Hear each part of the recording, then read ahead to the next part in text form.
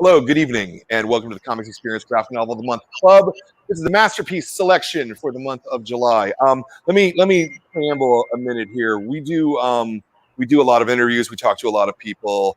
I like talking to everybody that I like talking to, but I'm actually really kind of genuinely excited tonight for tonight's guest, for someone who's been in this business a really long time and has seen a lot of things and seen the way that the market has changed. Seen it at its best and maybe seen it at its worst. And I could not be more excited on this, the eve of the 30th anniversary of Bone Number One. I am so thrilled to have Jeff Smith with me. He's holding up his original first printing copy of Bone Number One. There you go. August 91, is that right? July. Oh, July, sorry, right, because it's still June. That's right. Corona time, yeah. Yeah, you were done drawing. It was off to the printer by this point, though, right? Huh? It was off to the printer by June of 21, yeah. Of 91. Oh yeah, well yes. Yeah. 30 years. 30 years, dude, and you were got in business right around that time too. Yeah, I started in '89, so 89? I was 2 years ahead of you. Yeah. That's like when did Sandman start? Was that '89 or '88? Sandman started in '88. So yeah, we opened up when Sandman, I want to say it was Sandman 5 was the first month we opened, I think. Wow. Yeah. Here's the fun fact for you. When I went into a local comic book store here in Columbus, Ohio, to see Bone on the shelf of a comic book store for the very first time, it was called Comics Connection, and on the shelf that month was Wizard number 1 and Bone number 1. They were the same. They shipped the same time. And one of them still exists and is relevant, and the other one is not at all relevant in any way, shape, or form. I am not going to make fun. I'm not going to tease. No, I'm not. I'm just. It's funny because everybody thought. I mean, Wizard was the Bible for the longest time, and because I.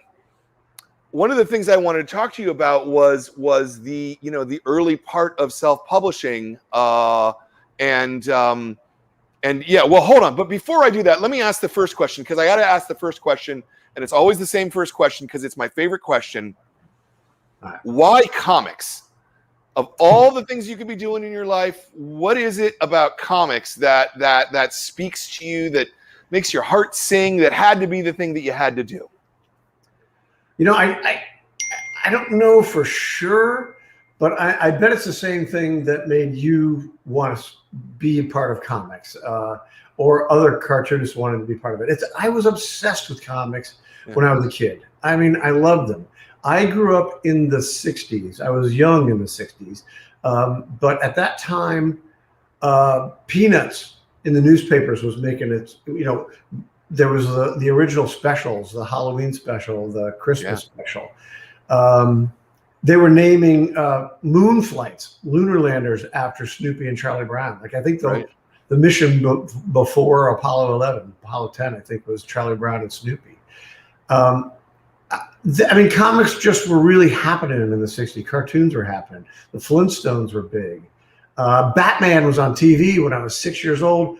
And it blew my mind. I was like, that was one of the most exciting things I ever saw. I mean, the campiness of it completely went over my head at that age. But yeah, in fact, it made me wonder, like, when I grow up, is it possible that superhero is one of the career choices you could pick? Be an architect or a policeman or a Batman. Or a superhero. Or Batman. So, I loved it. And of course, that Batman is what actually really led me to find the newsstand and start buying comic books. I think the first one I bought was I probably bought the first day Carl Barks, Donald Duck, and a Batman comic. And I think it was the one. It was a Carmen Infantino cover where there was a clue on the cover, and Batman was being lazy in the Batcave watching the Batman show. You remember that issue? Yeah. I know the one. Yeah. I think that was like the first comic book I ever bought. Wow. Okay. So, but just to briefly say, yes, I became obsessed with artists, following their styles. I mean, this was the first time they would actually name Jack Kirby. I apologize for the dinging in the corner there. I'm getting a lot of messages, and I don't know how to stop that. It's a little beyond my pay grade. But all of a sudden they were talking about these artists, Carmen Infantino or Jack Kirby, Don Heck, Neil Adams. A couple of years later, I became obsessed with following the styles of these different artists around, trying to find the comic books. It wasn't like today's comic book stores, which are so amazing that you could just get every issue of every comic. I mean, back then, it was really random what showed up on the news. Sure. You might miss 2 or 3 issues in between, and 100%. you don't know. Yeah. Yeah. So, it's interesting that you were following styles that young, because I don't think I started to actually get that human beings did these until I was like 16, right? Like, I mean, I knew that obviously someone must do them, but like I hadn't differentiated yet, even though comic books are all about style in many ways. I wasn't that young when I started following. Okay. I was probably 9 or 10 though, because it was really Neil Adams. Yeah. Who I started following when he was doing Dead Man, and I didn't really follow Dead Man because the issues just were extremely difficult to come across, even when they were being published. Yeah. But Batman, and he was doing Brave and the Bold, and I was like, what is happening? What is this style? I mean, it was Neil Adams and Kirby's Fantastic Four were the two things that like began to make my brain boil a little bit and get excited. And I did follow through. I know Neil was really heavily into, doing work and up until about 72, 73. Yeah. And I was 12 or 13, middle school or something. Yeah. Like that. And I was really into that. I was obsessed with it. The other reason I was obsessed with comics, Brian, is that it was kind of really was more for kids. It was kind of a secret language. Sure. Back then in the 60s and 70s. And they were talking to, I thought they were talking to us as kids. They probably weren't. They were probably just writing stories to get themselves excited. But I got from Charlie Brown, they're talking about real emotions, embarrassment, humiliation on the playground at school, humiliation at sports. Nobody talked about kids' psychology or the kind of tortures we were going through. Sure. That was only in comics. Sure. And in Mad Magazine, they were telling you, oh, don't listen to commercials. They're trying to make you feel bad about yourself and make you buy this product. That was truth. Yeah. So I was obsessed, and I also felt it was enlightening, and that's why I knew early on. I knew by the time before I was 10, I knew that this is what I was going to do for the rest of my life. Yeah. No, that is. I love that. I know exactly the thing that you're talking about, because so I don't remember who it was. I think it was Julie Schwartz who had the thing where the readership turns over every 3 years, so you've always gotta aim your comics at like the kid who's coming in. You gotta aim it them fresh, renew it, right up their thing, and then Stan, the thing that Stan did is that he figured out that he could talk directly to us, like those soapboxes, like where you would just talk about current contemporary things that are happening in the world and make it. Stanley and his soapbox was so important to comics.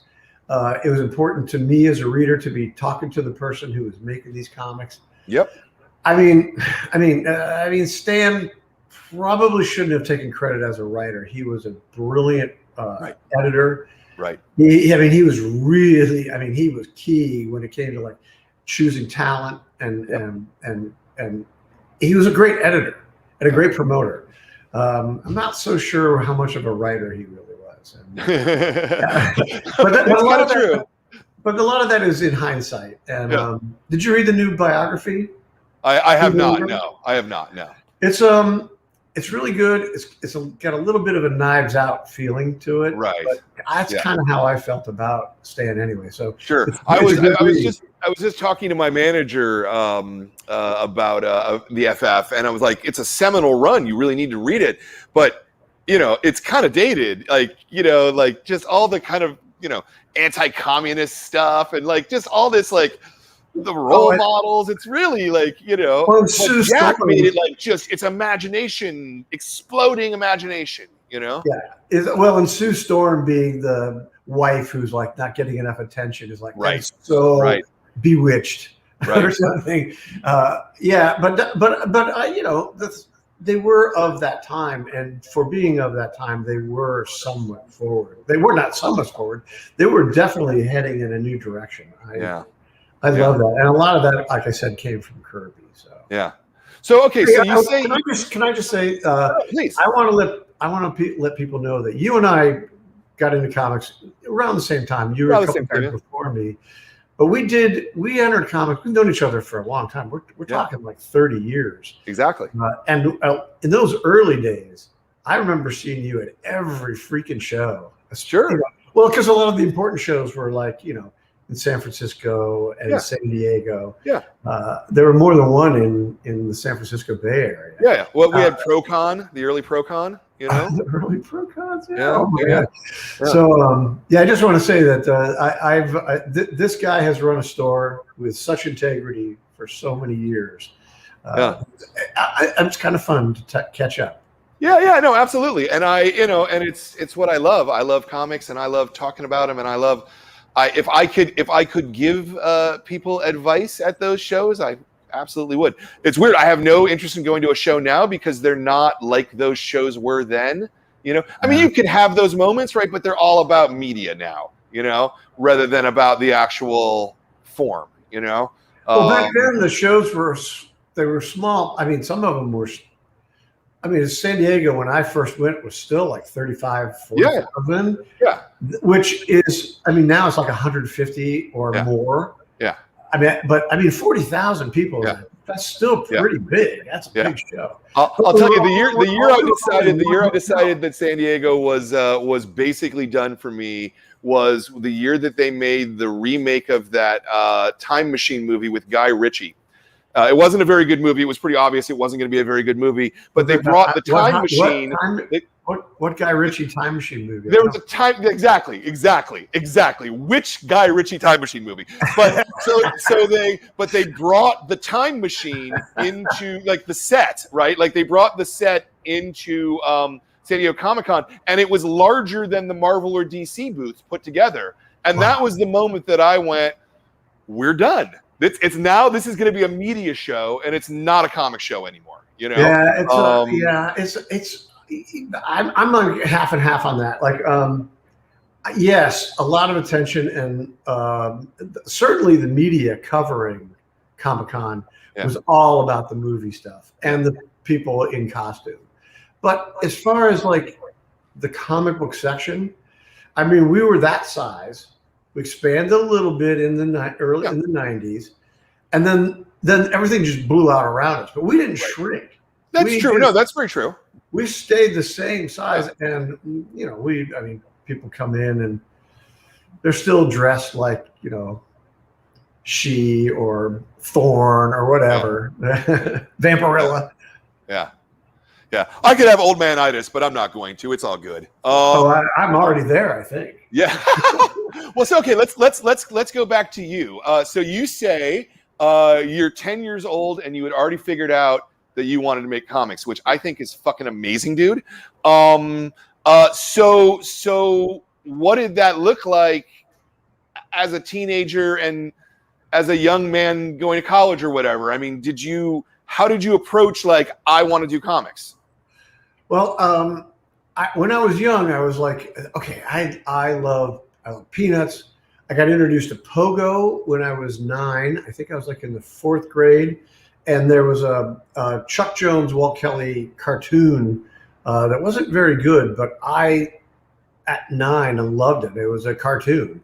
Yeah. And the next day at school, there was a little girl. She was a little girl at that time, my age, named Tammy, that brought in a pogo book from her dad's collection and gave it to me. I don't know if she got his permission. I still have that book. Oh, wow.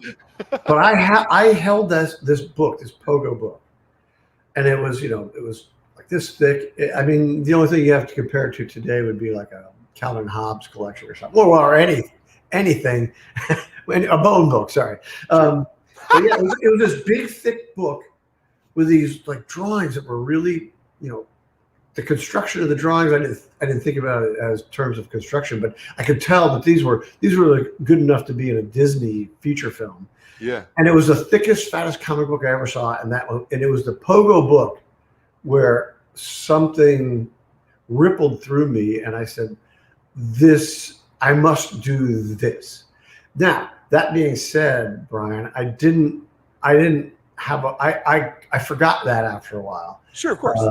I got indoctrinated into high school, and there wasn't much encouragement in art, let alone in comics. Absolutely. So, I think by the time I was a senior in high school, I'd already started to lose interest in comics. I collected them when I was up to about the age of like 14, 15. Yeah. And I was like thinking, well, what art skills can I use? I thought maybe I could go into animation. Right. And in the 70s, Disney was not in great shape. They were turning out the Black Hole and Aristocats or whatever.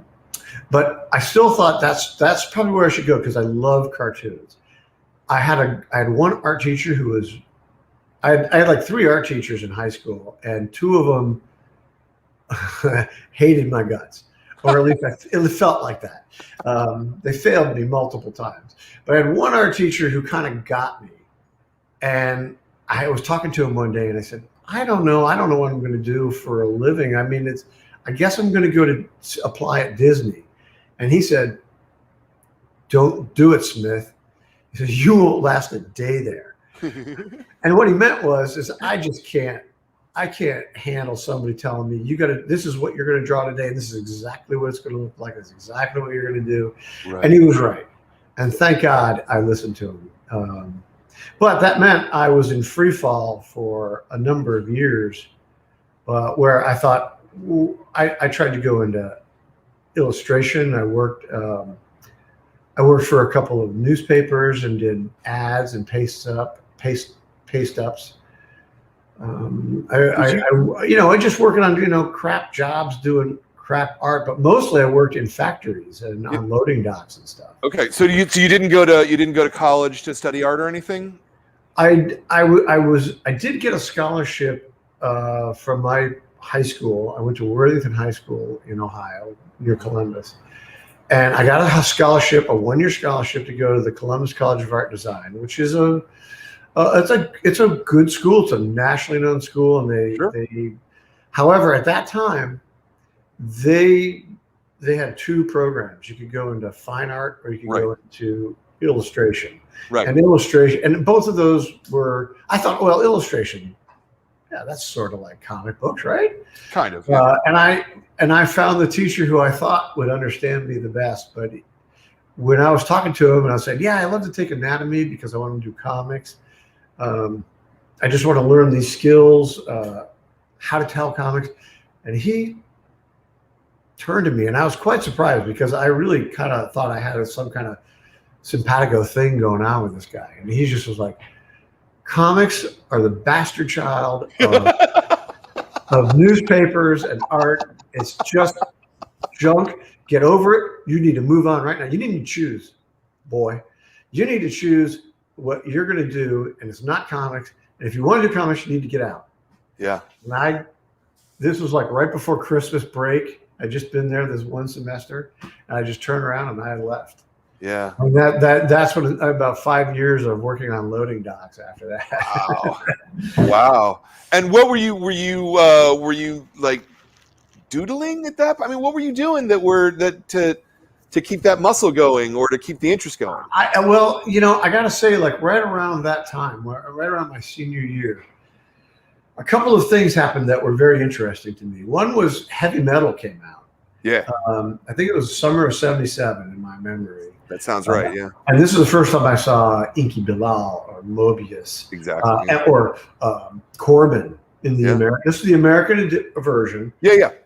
For younger people, it's not the heavy metal of today, which has got its good points. But this was an English version, an American version of French language anthology of amazing artists who were doing adult fantasy cartoons. And I don't mean adult like rated X, although sometimes. So there was plenty of rated X. There was plenty of boobs. But it was for mature minds. It was, and this of course was, the 70s. So there was lots of mind altering help while you're reading this. Yeah. And there were two other things that happened that same summer. And I'm sure you'll remember them. One was Star Wars came out. Right. Well, no, sorry. Star Wars came out. The other thing was just on a personal level, a buddy of mine was trying to get me to read The Lord of the Rings for like 4 years. And I finally read it. So I read The Lord of the Rings, saw Star Wars in the theaters, and started buying heavy metal magazine. Yeah. Yeah. That's a trifecta there to blow your mind. Yeah, absolutely. I was gone. Absolutely. Yeah. But to answer your question, so I'm going to work, and I worked in I worked in an ice cream factory. I worked in a bookstore on the loading dock, and at home I would draw like what I thought would be these cool heavy metal-esque type like stories. And I had a buddy, Jim Kemmerud, who was like a pal of mine, and he and I did an animation studio later. But he would help me, or we would do it together, and we would like work on these like kind of crazy, weird, I don't know, heavy metal-like stories with the Bone characters. And that's where like the humans came in, like, because back in heavy metal, you always had to have like a babe who was wearing a bikini, an inexplicably useless set of clothing, that kind of thing. I think I even have a drawing somewhere of Phone Bone and a female, and it's in some crazy, there's monsters attacking them and everything, and she has like a guitar slung over her back. I was 18. What do I know? Yeah. So that's the kind of thing that just kind of kept the spark alive. Yeah. So you've been drawing the Bones for like before you were 18 then, is what I'm. I probably started when I was really, really little, like 5 years old. Wow, really? Yeah. And then I was just doing I draw all sorts of cartoons like most people that draw comics do. Yeah. In fact, most kids do, whether they stick with it or not. You draw little cartoon dogs or whatever. Right. That's what you see on TV, little Bugs Bunnies. And I drew little stories. The Bones really stuck with me, though. I don't really know why, but they just kind of, I melded with them. I enjoy them. And all three of the cousins, Phone Bone, Phony Bone, and Smiley Bone, are in these comics from when I was like 10 years old. They're terrible and they're not very well drawn. But no, sure. Their personalities are there. They're pretty intact. So I don't know. I don't know when I was in high school, I just thought the Bones were, that's childish things to put away. Yeah. Somewhere in the early 80s now, I graduated from high school in '78, but in the early 80s, I decided, and I'm excited now about heavy metal and the concept of Star Wars. I've seen all 3 Star Wars movies at this point, or I've seen 2 of them anyway. And I'm like, okay, I want to do something, and I want to take these Pogo Snoopy type cartoon characters, the big nose, 3-fingered Bigfoot, traditional American cartoon characters that I was in love with when I was little, and meld them into this crazy Star Wars heavy metal Mobius world, and kind of explore that. And I thought for some reason I thought that's what I want to do. And so sometime in the early 80s, the ideas for Bone began to come together. Wow. How early, how young were you when you had them named and such? Probably 5 or 6. Wow. So really, wow. These are Well, characters. my dad used to read Mad Magazine to me. Yeah. I love Spy versus Spy and Don Martin. Those are my two favorite things. Yeah. So Don Martin used to have these. He had a name. Phone Bone was a name in the Don Martin cartoons, but it'd be like it was just like it just was anybody. It just meant this is Phone Bone or Phone Bone's Milk or Phone Bone's Deli or whatever. That was just a generic name he used everywhere. So I had drawn this little character that kind of looked like a telephone receiver, and that kind of led me to Phone Bone, and I named him Phone Bone because I was only 5 or 6, but it stuck with me, and that just became his name. And then when I had to have other characters for him to talk to, they became other Bones. So it was just a kid nothing thing, but I went back to it when I was like 22. Looking for something, and I found something that was interesting to me. Yeah, no, absolutely. I love that. I adore that. So how did we get from sort of you having the idea of putting the cartoon characters in their realistic world in the 80s to actually publishing in the 90s? Well, I met Vijaya, who is now my wife and has been my publishing partner for 30 years now. And it was all kinds of awesome, by the way. I had pitched to Vijaya to be on camera and talk to us as well. I tried to talk her into it. She didn't want to do it. But you especially, you were there. You know that we were a team. Yeah, so it's 100%. You guys were a team. Your success. I mean, you're a great cartoonist. Don't get me wrong, but you would not have been as successful without Vijaya. That is clear. No. I 100% agree. Yeah. So, but when I met Vijaya and we kind of were getting, starting to get tight. This was in the early 80s. She was going to enroll at Ohio State, and I thought, well, you know what? I'm tired of working on loading docks and in factories, and I'm not a lifer in that world. So I hatched a plan. She was going to go to Ohio State. I'll go to Ohio State also, but I'm going to try to get into the student newspaper, the Ohio State Lantern.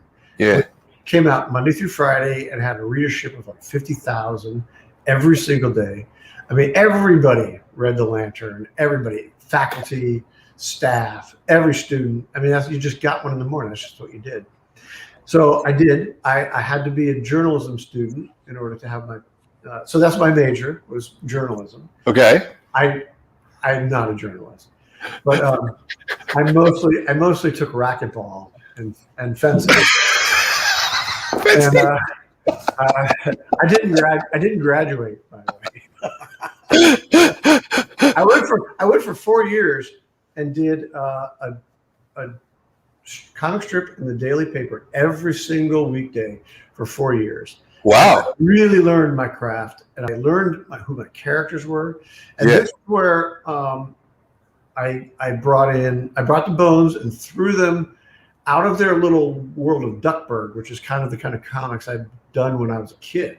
Sure. And it's like, oh no, they've been thrown out of Duckburg, and all of a sudden they're in heavy metal, Star Wars, Brothers Grimm, European tales. Right. And so it was just I didn't really have a big story in mind, but I had it's sort of like fish out of water gags every day.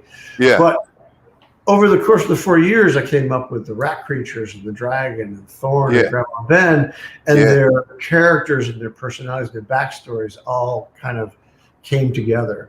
Yeah. So after 4 years, I almost had enough credits to be a sophomore. But I didn't care because at that point I knew what the story was I wanted to do, and I had to get to work on that. Right.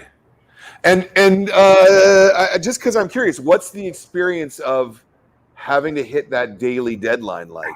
Is it? It was. I'd have to, because I worked my way through college. I worked full time and I went to school full time, which meant around 10 o'clock at night, I had to do a strip for the next day. Right. Or it wasn't for the next day, but I understand. I had to turn it in the next day. Yeah. So I had like 4 hours from 10 to 2 to do a comic, and I was forced under extreme deadline circumstances and exhaustion and drinking coffee really for the first time in my life. But I felt like a grown up for some reason. Anyway, I know kids drink coffee when they're like 5 now. I had to figure out all the rules of comics. Like you have 4 squares. It's got to be funny at the end. Yeah. But at the beginning, it's got to recap where you were the day before, and something new has to happen, and then funny.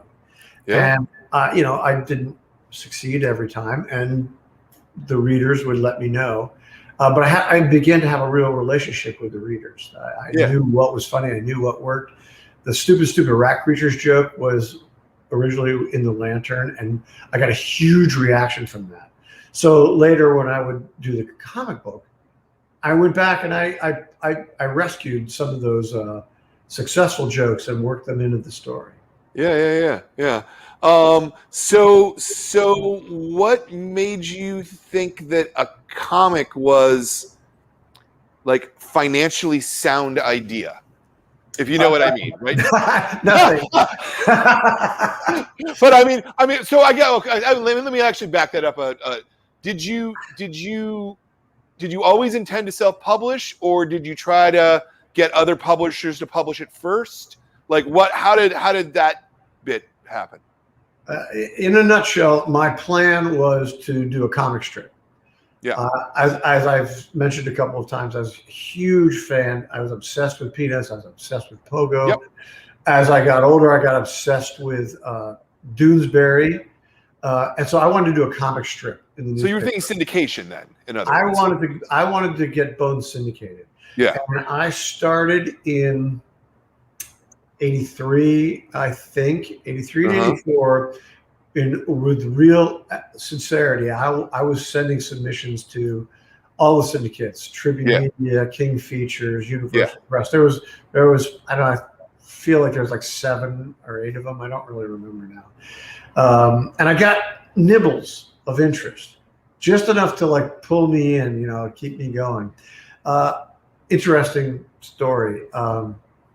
I was shopping Bone around at the same time that Watterson was shopping Calvin and Hobbes around. Oh, okay. And they kept telling me, they could see some potential in Bone. They really liked the Bones, but they wanted me to get rid of all the fantasy stuff that I had in there, the heavy metal stuff. Right. Just do the Bones in Boneville. And they were saying, because we're looking for a kids comic right now. We really want a kids comic. We want to focus on that. So if you just get rid of all the fantasy stuff and just do the Bones in Boneville, we think we'd have something. I just couldn't quite. I felt like I had some story in there I wanted to get out. I also had this idea that eventually the comic strip would end. I was going to do a continuity strip that would go on for about 10 years or so. I didn't know, but it was going to climax with an ending. So it'd be a story with a beginning and a middle and an end. Well, that was a deal breaker for them, right? Sure. You pitched it to them that way? You said to them like, "This is going to end"? Yeah. Well, there was another. That wasn't even the big deal breaker. The real deal breaker was that Walt Kelly was my hero, and he owned his strip. And there was when he signed it in a little box with a copyright date, Walt Kelly. He owned it. So there's no question that if Walt Kelly owned his strip, I'm owning my strip. So I went in there, and that was like absolutely, that was a deal breaker for them and for me. Sure. Because they had to own the strip. That was just the rules back then. Right. So it just didn't work out for me. So that was not really a nutshell, but that was a nutshell. So I was stymied we're talking about like 1984, 85. I was not going to do a comic strip. I had exhausted every syndicate, and they did not want it. They liked me. They wanted me to do something else, and I didn't want to do it. So that's where I was stuck for a while. And then I opened up the newspaper one day and saw this whole spread This was in the Columbus Dispatch, but it was like their arts magazine on the weekend. It was this big spread on this new book by a guy named Frank Miller called The Dark Knight Returns. Yeah, yeah. And it was like seriously like 2 to 3 pages about a comic book about Batman. Yeah. And I was just like, what the fuck am I looking at? I don't understand. How can this be? So I went, I did know that there was a comic book store. In fact, it was one of the very early comic book stores. It was in Columbus, Ohio. You might remember Rosie, who ran Monkey's Retreat. Yeah, sure. So I went to the Monkey's Retreat, found, I think it was on the second or third issue of the 4-issue miniseries of Dark Knight, and went home and read it. Blew my mind. Right. I didn't know a comic book could tell a story in that way. Yeah. It was like watching a film. Everything moved. The way, just the choices he made blew my mind. And I thought, and then when it finished after 4 issues, I was like, beginning, middle, end. This medium can do that. Yeah. At the same time, while I was going in to buy those, I discovered, there was all the same stuff I remember from when I was a kid. Everything from Archie to Spider-Man and Superman, and I think Crisis was going on. Sure. Yeah. But what drew my attention was this section where there was hate and Love and Rockets and Cerebus. I bought issues of all these things, and I got like 2 issues of Cerebus. I remember they were the ones where he was climbing a wall. I think time gets a little shaky looking back at that, but it was like there was like a giant thing that was the Pope or something. I can't remember. No, 80. So 80 around those time in the 80s, it would have to be the early part of High Society. You're probably thinking of where Moonroach dropped statues on people's heads. That's what it's got to be, because the climbing thing was like 5 years later in the 80s of Cerebus. Oh, really? Okay. Yeah. Well, like I said, my memory is a little. Yeah, no, it's all good. But that was a long ass time ago. Was these boutique publishers, small publishers that I'd never heard of, were doing black and white comics, and they were amazing. I mean, Love and Rockets, what? Hate, it was underground comics, but they were calling it alternative comics or something. But to me, it just looked like this is sort of like the next movement from the underground in art, and the talent, Brian, which I know you remember. I remember. This was better than anything else I'd ever seen in comics. There was no other period in comic books like that moment. Yep. And it was equivalent in my mind, because my knowledge was based in comic strips, newspaper strips. And I think the golden age of newspaper strips had a high bar, and I think these guys were starting to go beyond that. There was so many comics I'm not even mentioning. The Tick was very, very funny. I mean, the art wasn't quite as advanced as like Jaime Hernandez or those bros, but it was so funny. Yeah. And Cerebus was self-published. Yep. And so was the Turtles. Yep. So I'm going, this is when I'm starting to think, I can't get syndicated. They clearly made it absolutely crystal clear that I will never be syndicated. Yeah. And so I started to think, maybe self-publishing, if these guys can do it, maybe this is something I can do and still maintain some control over what I'm trying to do. Yeah. Yeah. Okay. So you had only done strips up to that point, which is a very different thing than telling a 20 or 30-page story, whatever it was, for Bone One. It was 22 to 24 every issue. Yeah. How did you make that jump? How did you? Brian, it was just pure ignorance is bliss. I just jumped. I went, okay. I had to do a little bit of research just to figure out, like, okay, basically I see, they have color covers. They have black and white interiors. You know, like I did a little research to figure out, like, you know, everybody draws them twice up. Right. I knew how to draw in ink. That was not a problem. And I learned a very important skill when I was working at the college newspaper, The Lantern, was I knew how thin a line, how delicate a line I could get away with, and still it would still reprint on newsprint. That was a skill that 4 years really taught me. So I was ready. I was ready to do the artwork, but the story or just the timing of the book was absolutely foreign to me. And I just jumped in, and it was great. It was great. I couldn't believe it, because after 4 years and more, because I spent another 2 years of like doing batches of months of strips for all these different syndicates.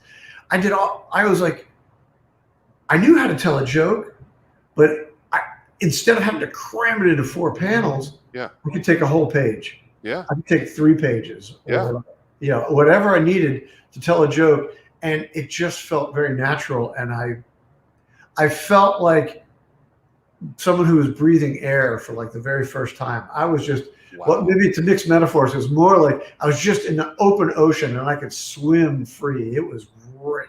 Yeah. I felt quite at home.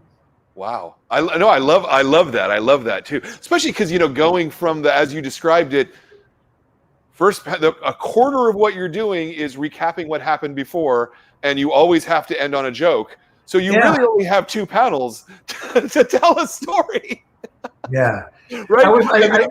I always felt like it could be a joke, or it could be a cliffhanger. I felt like those were sure. But your mechanics were pretty. Your toolbox was limited.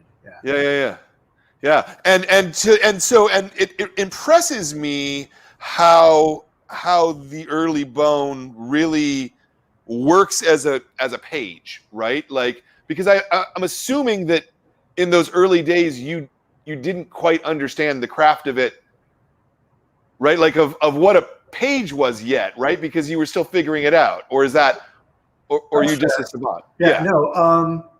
What guided me was my idea of a joke ending. I kind of treated the page, especially in the early days, as like, this is a moment. This is like a script. Yeah. So I wasn't stuck to 4 panels. I could have 6, or I could have 2. Yeah. Depending on what worked. Yeah. But I kind of felt like at the end of the page, complete a thought, equivalent to like what a strip would have been. Mm-hmm. It wasn't strict though. I didn't have to do that. But I found that it worked. And I definitely, when you were on the right-hand page, the odd number page, that you're going to do a page turn. Yeah. I definitely was always aware of that. I still am to this day. Yeah. I am aware of that page turn has to be, something that intrigues, and then you turn it, and then this is sort of like the strip thing. I need to remind you real quick where you just were. Yeah. Even though you just turned a page, that's all you did is turn a page. But your concentration just had a slight blip of a break. And so I got to pull you back in that first upper left panel. Yeah. How long did it take you to figure that out? I mean, did you figure that out from issue one? It was a growing process. It was a learning process. I realized pretty quickly, even probably within the first issue, that this is a new thing. And I need to learn how to play with all this stuff. Yeah. And, I imagine too, it's different the first time, and tell me if I'm wrong, when you're drawing the boards versus when you get that comic book in your hand and you're looking at it and going, oh, this is an object now. It's very different. I have one strange editing skill, and that is I go over the comic over and over again, because first you write it as little thumbnails, and eventually you get to the point where you've got it out on boards. But I try to do it. I don't do one page and then the next page. I I lay out all 22 pages. Yeah. I know what they are. First I get the lettering in because I need to know how much space is going to be taken up by the lettering. Yeah. And then I start putting in the artwork. And I usually refer to my little thumbnails to know what the staging is and all that. Yeah. But then there's this process of going. I would lay all 22 pages out on the floor or on a couch or whatever, and I would just read it over and over again. And usually I'm inking the faces first on every page. Okay. And then you start inking the rest of the characters on every page. And I do that because at the end you're running out of time. Yeah. And I want all the acting and all the acting in the faces is done. Yeah. I know it works. I know it's good. And then I can blow off the backgrounds a little bit. If FedEx is standing on the step, I can just put a black background in. Don't laugh, man. That happened more than once. No. I'm laughing because it happened. That's right, why I'm laughing. Right. So, but what I was getting at was that as you go through these 22 pages over and over and over again, you're re-editing. Yeah. The whole time, and it changes. A penciled phone bone jumping off over a log or something has a different pacing than when you start to ink him, because as it becomes a little more solid. I assume you know a lot of this stuff I'm saying, Brian, and I think you're coaxing me to say it for people watching. But as you start inking it, it becomes more solid, and your eye starts to slow down when you have more solid things to look at. When there's a black inked log, you stop and look at that, and it changes the pacing. So you have to be aware of that. So there's all sorts of little editing. You want to speed things up. Oh, I slowed your eye down because I had an extra word balloon there. Take that word balloon out. It's not important. It's more important that you get to the next panel. Don't stop and read a balloon. Go. Yeah. So that would go on for the entire 2 months in between each issue while I'm working on it. Wow, I do know it, but I only know it intellectually because I don't draw comics, and it's a skill I frankly don't understand, and I love hearing people talk about it because I don't understand it, but I get it. I understand. I mean, I understand the intellectual process of it, but that friction, I don't know. Well, the next step of that is that it's printed in the book. Yeah, and as you said earlier, this is my personal reading copy. It's very beat up. Yeah, of Bone Number 1. Yeah, it's pretty rough. It's pretty rough. And the pages are all yellowed. Yellow, yeah, love it. But once the day this showed up in a box was, of course, as wonderful as you think it would be. But I was never in love with what I did. I was able to read this as if I didn't write it. And that's why later when I would collect the books in trade paperbacks, or we call them graphic novels now. Yeah. But when I would collect them, every time I would go back to print, I would try to improve them. Like that joke didn't quite read, or I hated that hand. I'll redraw that hand, my Jack Kirby hand. Yeah. So I never was in love with what I did. I was always I had a critical eye. It wasn't until after 12, 13 years that we did the 1 volume edition. Right. I brought my props with me. Yeah. This was when I did the final book and collected it all together. That's when I was done inking. Yeah. That's when I was done. That's when I was done writing and tweaking. Yeah. It didn't change again with Scholastic and the color edition?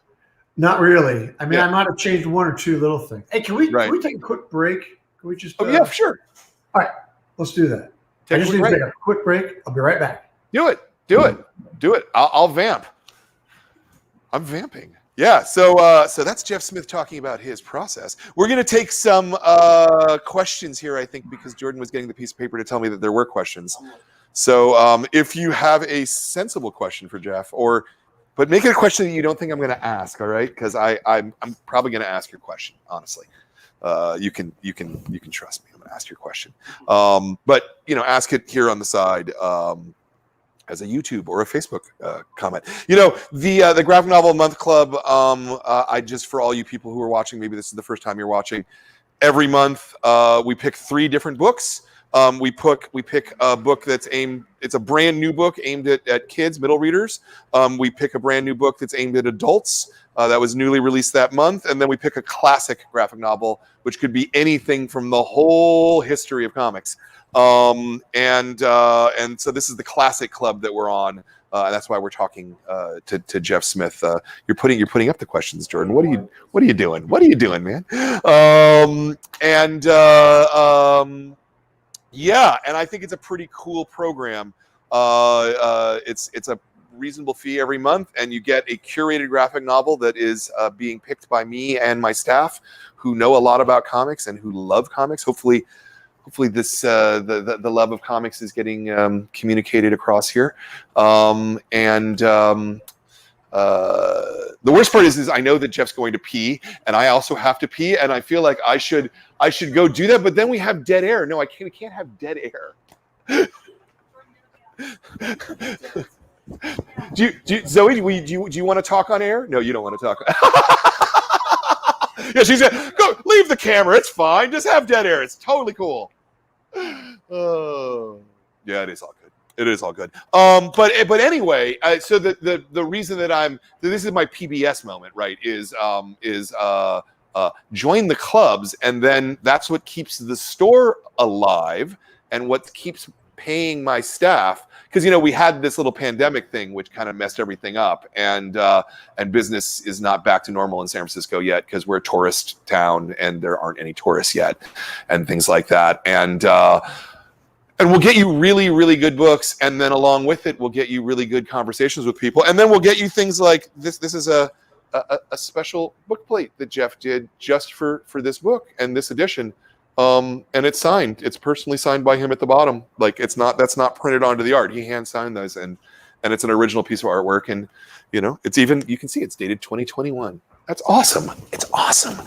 So the whole program's awesome. So join. I hope he's coming back. I feel like he's standing off to the side, waiting to see when I run out of steam. No, I'm not doing that at all.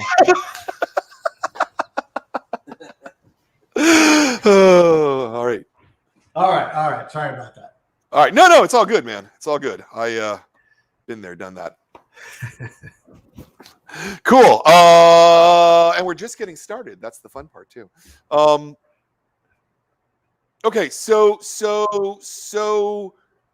how did you figure out how to publish the comic, or was that all Vijaya's work? No, it was both of us. I mean, I did a lot of the initial groundwork. Yeah. I will say that a crucial moment was when I kind of was falling in love with this idea of doing Bone as a comic book in the direct market. Mm-hmm. And I'd already started to do the research. Back then, you had to actually go to the library. Mm-hmm. I think I visited a capital city distribution center, because there was one in like every city back in the 90s. And every big city, but yes. Mm-hmm. Well, not every city, but a lot of cities. Yeah. So I had started to piece together, the distribution system. There were like I want to say like 11 distributors back then. That sounds about right at that time. Yeah, like Comix Hawaii. Yep. Friendly Franks and all that stuff. So there was like 11 distributors. They all had a catalog. So I figured out the way comics got into the catalog. I figured out how they got into the stores, and figured out how the retailers got them. That they were non-returnable. All that inside baseball stuff. But Vijaya, when I said I'm serious about this, I want to do it. And Vijaya, she loves cartoons as much as I do. And we've always, we could speak in cartoons. We can, Bugs Bunny lines come out of our mouth, or Simpsons lines, all the time. But she said, okay, if you're serious about this, you have to write a business plan. And she said, a real business plan, like that we could take to the bank and show a banker, and he will give us money because of what you wrote. Yeah.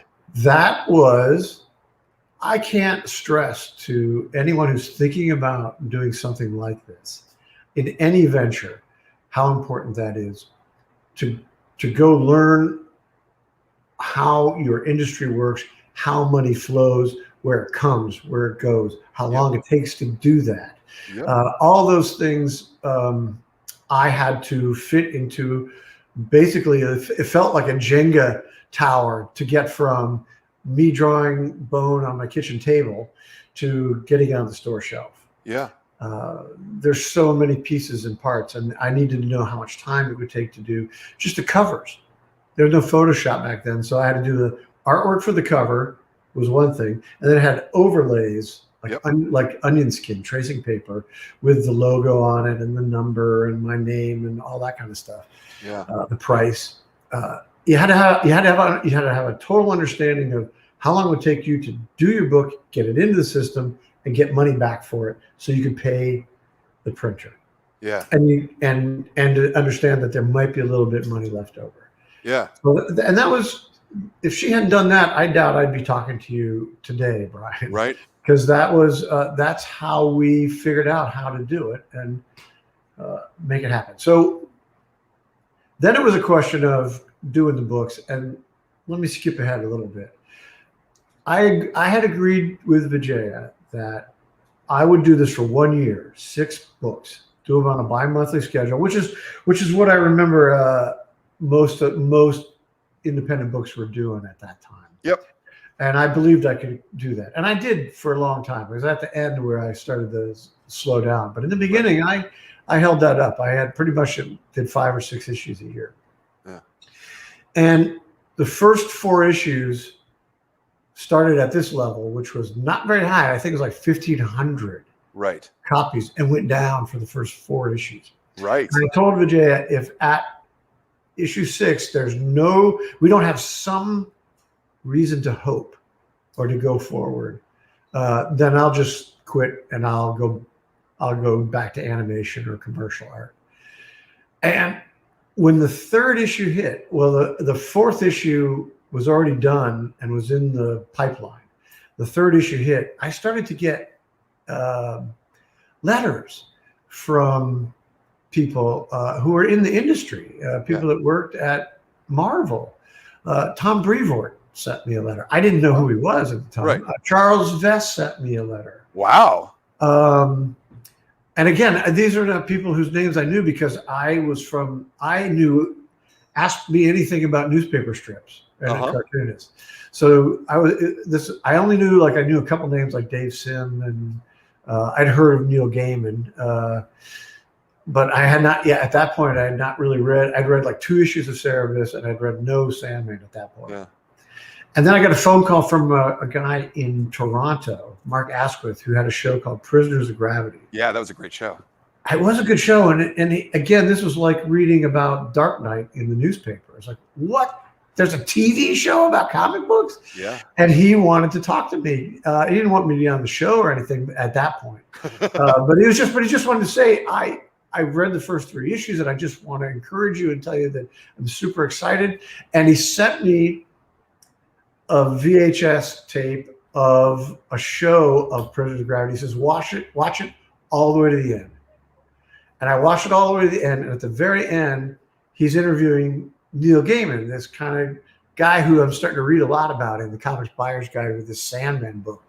And somebody had given him, probably Mark Asquith, had given Neil the first 3 issues, and he read them while I was sitting in an airport waiting to get on a plane or something. Yeah. And he gave this huge, he goes, this book is great. I love this book. You should read it. And Vijay and I we probably did like a complete plop out of the frame thing. And that was one of the things that gave me the courage to keep going, even though the sales had been dropping. So, right, my memory is around that same time, around 3 or 4. I remember you saying at one point that your sales were down to like 600 copies or 800 copies. Like you you were at break even at that point. It was not Yeah, like we you're not were making just any money. barely break even. I mean, Yeah. there was no profit. We were just paying the printer. Yeah. Yeah, so it was scary, and I was starting to think I might have to get realistic about it. But then Neil said that, and then at the same time, number 4 got a tiny little blurb in the back of a comics journal. Yeah. And then Charles Vess called me, and out of the blue, he got my number from Mark Asquith, and he said, "Are you going to go to San Diego this year?" And I said, "What's San Diego? That's Comic-Con." And I said, "What's San Diego?" He goes, "You got to go." He goes, "Oh man, you got to go. Everybody goes. If you can get yourself out there." And he gave me the dates and everything. You can sit. You can have half my table. You can sit there. So I went, and I met so many people. I'm overwhelmed. I was overwhelmed. I want to say like that. Like, in those days, Brian, everybody was in the same hotel, right? Yeah. There's just one hotel, so we're all in the DoubleTree or whatever. Yeah, yeah. It was, and there's Jaime Hernandez. Yeah. There's Neil Gaiman. Then after that, I went to WonderCon and I met Neil Gaiman and I met Frank Miller. Yeah. And they actually came up to me and bought me a beer and clapped me on the back. So even though my sales had kind of were really shitty, I was getting enough kind of encouragement that I'm like, and Vijay agreed. Let's go another year. Yeah. And then of course around issue 8, things just like blew up. Yeah, because well, I mean, a lot of it is too. It's the way the comic book retailers order, right? Like it takes us 3 or 4 issues to figure out what the sales are, and then wait, people might actually like this. Let's order more. But because we're ordering 2 issues in advance, there's like a lag to it before we actually catch it up. I never wanted your job, man. That was because those catalogs they're just they're overwhelming. Yeah. So much like color and loudness. Yeah. And there were, like we said, like 11 of them back then, although some of them were real thin. Yeah. Well, that was back then. Now they're like so much thicker, and now everybody's got like 5 covers on every comic book, and it's just like, ADD. I can't. That's why we sell more graphic novels these days, because they're easier to deal with, honestly. And a higher profit point. Yeah. And then it started going crazy, and you started actually like doubling in sales every issue or something, right? Yeah, no, that was exactly right. And I was talking with Billy Tucci. Mm-hmm. He's the one who talked me into doing a Kickstarter for my next project. Yeah. But so he had me on as a podcast, and he was kind of reminiscing or remembering, the 90s, and we were sort of like this. This is kind of fun. I'm enjoying this. By the way, I am too. Like, we're talking about this was there was so much happening, but he termed it this way. He says, "Do you remember the moment?" He says, when Bone took off, he says, because it felt to the rest of us like it was a light switch, like it just went on. And I said, "Yeah, nobody's ever really talked to me about that before, but it did just go on like a switch." And I almost didn't have time to like process it, because I was always chasing the deadline to get the book out, and there was all these other things. And by then, of course, Vijaya had become my true full-time. She was always my partner, and it always helped me. But by that point, she left her day job and was my full-time partner. Yeah. But there was so much going on, and all of a sudden it did feel like a light switch went on, and it felt like almost like the cover of Bone with the spotlight coming down. But everybody was all of a sudden turned to look at you, and I had never really like articulated that before. But all of a sudden everybody wanted, trading cards, T-shirts, pins, artwork for all this stuff. All of a sudden, San Diego Comic-Con they used to have that pro, I don't remember what they called it, but it was the pro night, like Wednesday or something, or Thursday, I don't remember. But they asked me to do a piece of art, and I brought this is not the poster, but they asked me to do an exclusive poster for just the retailers in '94. Yeah. That was a big deal. Yeah. All of a sudden, everybody knew who I was, and it was exciting. It was just it really was exciting. I can't. And the thing about that time that I think really gets lost today is there was a genuine movement then that creators could actually benefit from their own artwork, right? Yeah. Like you could work at Marvel and DC and you'd make more money, probably. I mean, at a point in the short term, right? You'd get you might have benefits. You at least have insurance back then. Right. But I remember as a retailer really feeling like my job was to help you guys figure out how you could own the work and make money from it for the rest of your life, right? Like it, and it happened as a movement, right? There was a good 30 or 40 cartoonists sort of in that movement to make it happen, and then it all kind of petered out all at once. Wow, boy, summarizing this.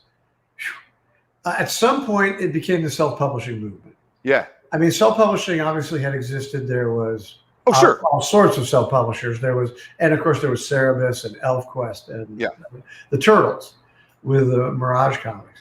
But at some point, there was it became a movement.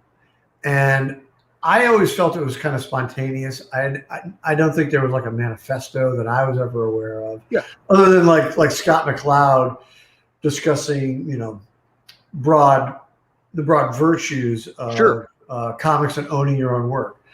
But absolutely, I do remember spending many nights in Dave Sims' suite. Yeah. At whatever city we were in, Dave always rented the penthouse. Yep. And we would all go up there and hang out, and we would talk about comics all night till the sun came up. And that's all we talked about.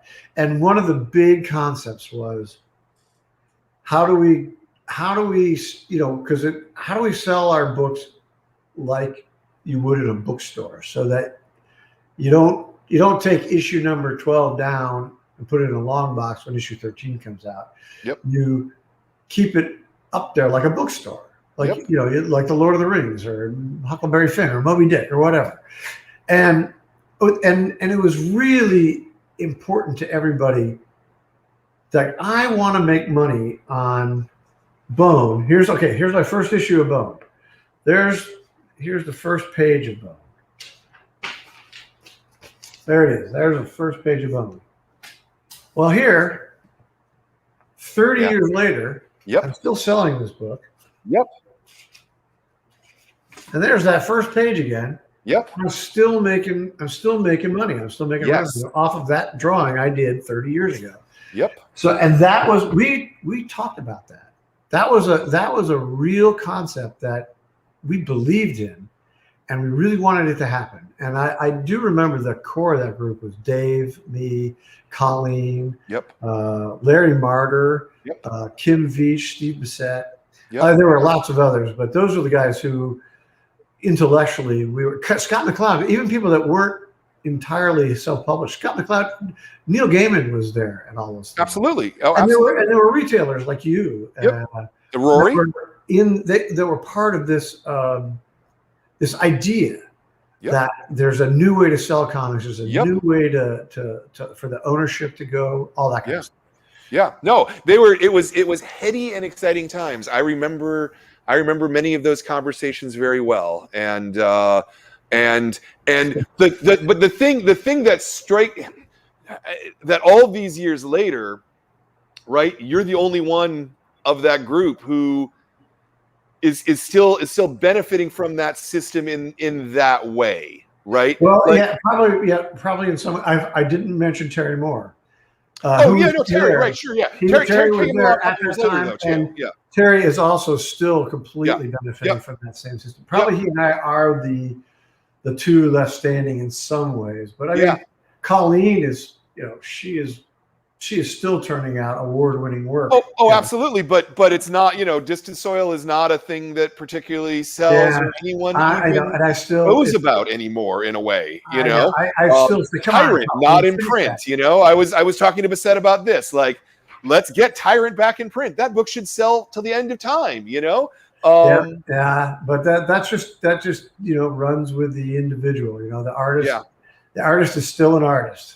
Yeah. No, I believe me, I understand. I just I've always been disappointed that more of you didn't continue to make that step for the rest of your lives. And one of the ongoing themes of this show is that I'm genuinely worried about a lot of cartoonists today who are who they're giving up a lot of their work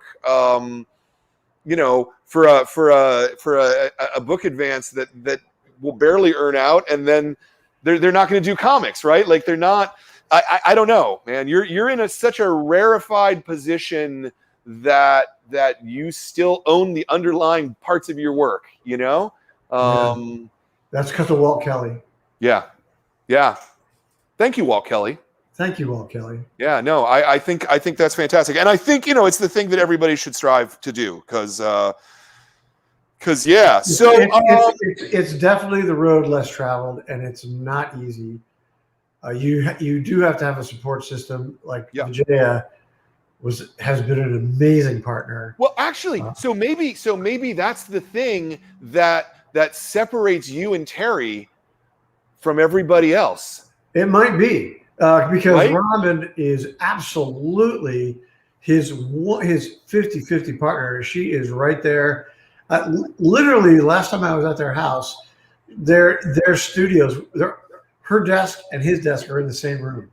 Now, Jay and I, we've decided that there would be a murder-suicide if that was the situation. But so we have separate rooms, but they are literally right there, and they make every decision together. Yeah. Here's what I think I want to draw today. Yes, Terry, that's a great idea. Let's do that. I mean, they are right there together. Yeah. And the same with who I just reconnected with, Billy Tucci and his wife Deborah, and Francisca and Brian Polito. Yeah. I hadn't talked to them in. Well, I mean, I'll see them at San Diego and stuff because we're all in the pavilion. I would always see them, but we really kind of connected over podcasts and Zooms just in the last year or so. Yeah, and they're doing Kickstarter, but we'll talk about that later if we have time. Yeah, but both of those, they still sell a lot of comic books. They still sell big numbers, and those women are as important to that team as at least as important. Absolutely. Yeah. No, that partnership of having someone else who has your back, because a lot of artists have artist brain, and they don't have business brain. I have no idea what you're talking about. What day of the week is this, by the way? Is there a deadline? I have friends. Most of my friends in real life have nothing to do with comics. And I have one friend who just loves to just real quick. I'm like, what day is it, Jeff? And I'm like, is it a weekday? I don't know. Well, if it helps, I know what day of the week it is because it's New Comics Day. Right. My whole life is like, is it Wednesday? Is it Wednesday? Is today Wednesday? So and today is Wednesday, so it works out that way. You did this on New Comic Book Day. You must have a good staff. I do have. I have an awesome staff. I could not do this without the awesome staff. You have two shops too. I do. Yeah. I love one though. I love one a lot, and the other one I have. So, well, you laugh, but stop. If you love it so much, the other store is going, if you love it so much, why don't you marry it? Yeah. Well, no, because there was a store that was going to go out of business, and so I didn't want it to go out of business, and so I have another store because I didn't want that store to go out of business, as opposed to this one, which I built this with my blood, sweat, and tears. But I don't know that story. What store did you buy? So it's a store called Comic Outpost. It's a store out on Ocean Avenue. It's like on the south side of the city. It doesn't really matter. That's a different interview. That's a totally different interview. All right. I'm sorry.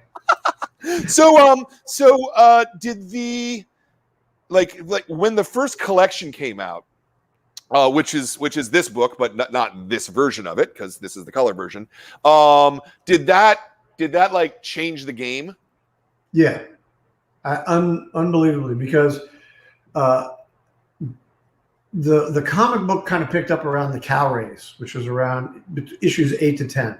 Yeah, and I was preparing part of the business plan that Vijay and I crafted included collecting each year's comics into a trade paperback so that people could follow the story. Because as I mentioned earlier, I always want to do one story that would have an ending, a beginning, a middle, and an end. But it's fun to look at my 1989 business plan or whenever it was, where I to the banker, I said, well, couldn't collect them in trade paperback collections or graphic novels. I had these quotation marks. There was a moment where things were kind of working together, where it was taking off with readers, with retailers, with the critics, and other cartoonists were saying great things about it. At the same time, that was when the cow race was all happening. And I was preparing to come to San Diego with that first book. Yeah. It was in black and white and had a different cover, and I published it, not Scholastic. Yeah. But I showed up, and I believe that was 93, I think. And people were waiting for me. I mean, people were waiting for this. They now had heard about it because of the cow race and read about it in the CBG, and even Wizard was covering Bone, which I never understood, but I was grateful. This was the first time I ever experienced like craziness. I had one helper who just helped me ship stuff, and he went on the road with me to San Diego. We lived in the Bay Area at that time. Yeah. And we set up at a little table. We didn't have a booth or anything. And there was just a mob. We didn't understand how to even control, like have lines or anything. And I just remember, I've told this story many times, but I'll tell it again because it's ridiculous. I remember I was standing there and I'm looking out and there's just this wall of people like 4 or 5 deep. And people are reaching past people's shoulders with wads of money in their hand, cash. And I'm trying to like my helper. He was like, he loved money. He thought that was so cool.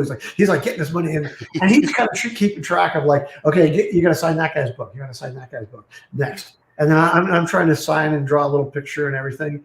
And it was crazy. And we went home at the end of the day, and we just had I worked on loading docks, dude. I mean, I had minimum wage. Yeah. I never had rolls of money jammed in my pockets.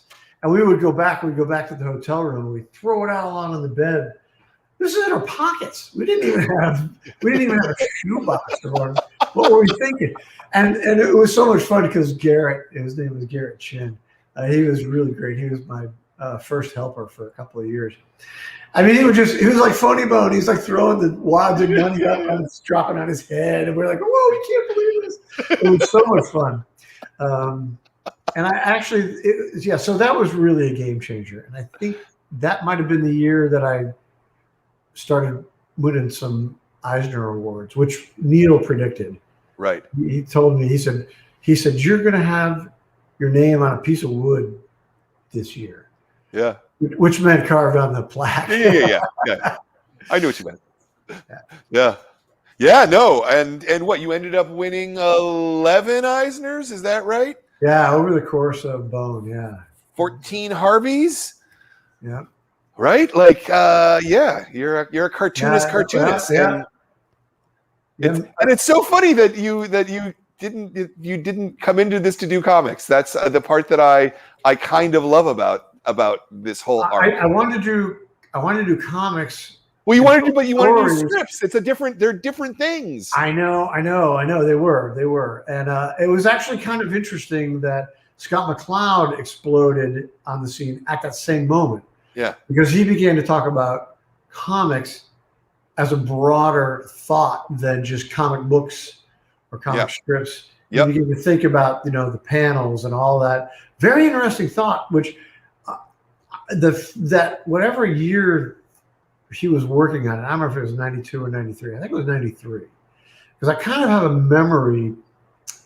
I have a very clear memory of Larry Marder dragging me over to Scott MacLeod's table. And he's like, this guy, he does this thing called Zot, but he's working on something and you've got to look at it. Yeah. And it had to be 93. That's the part I can't really remember if it had to be 93.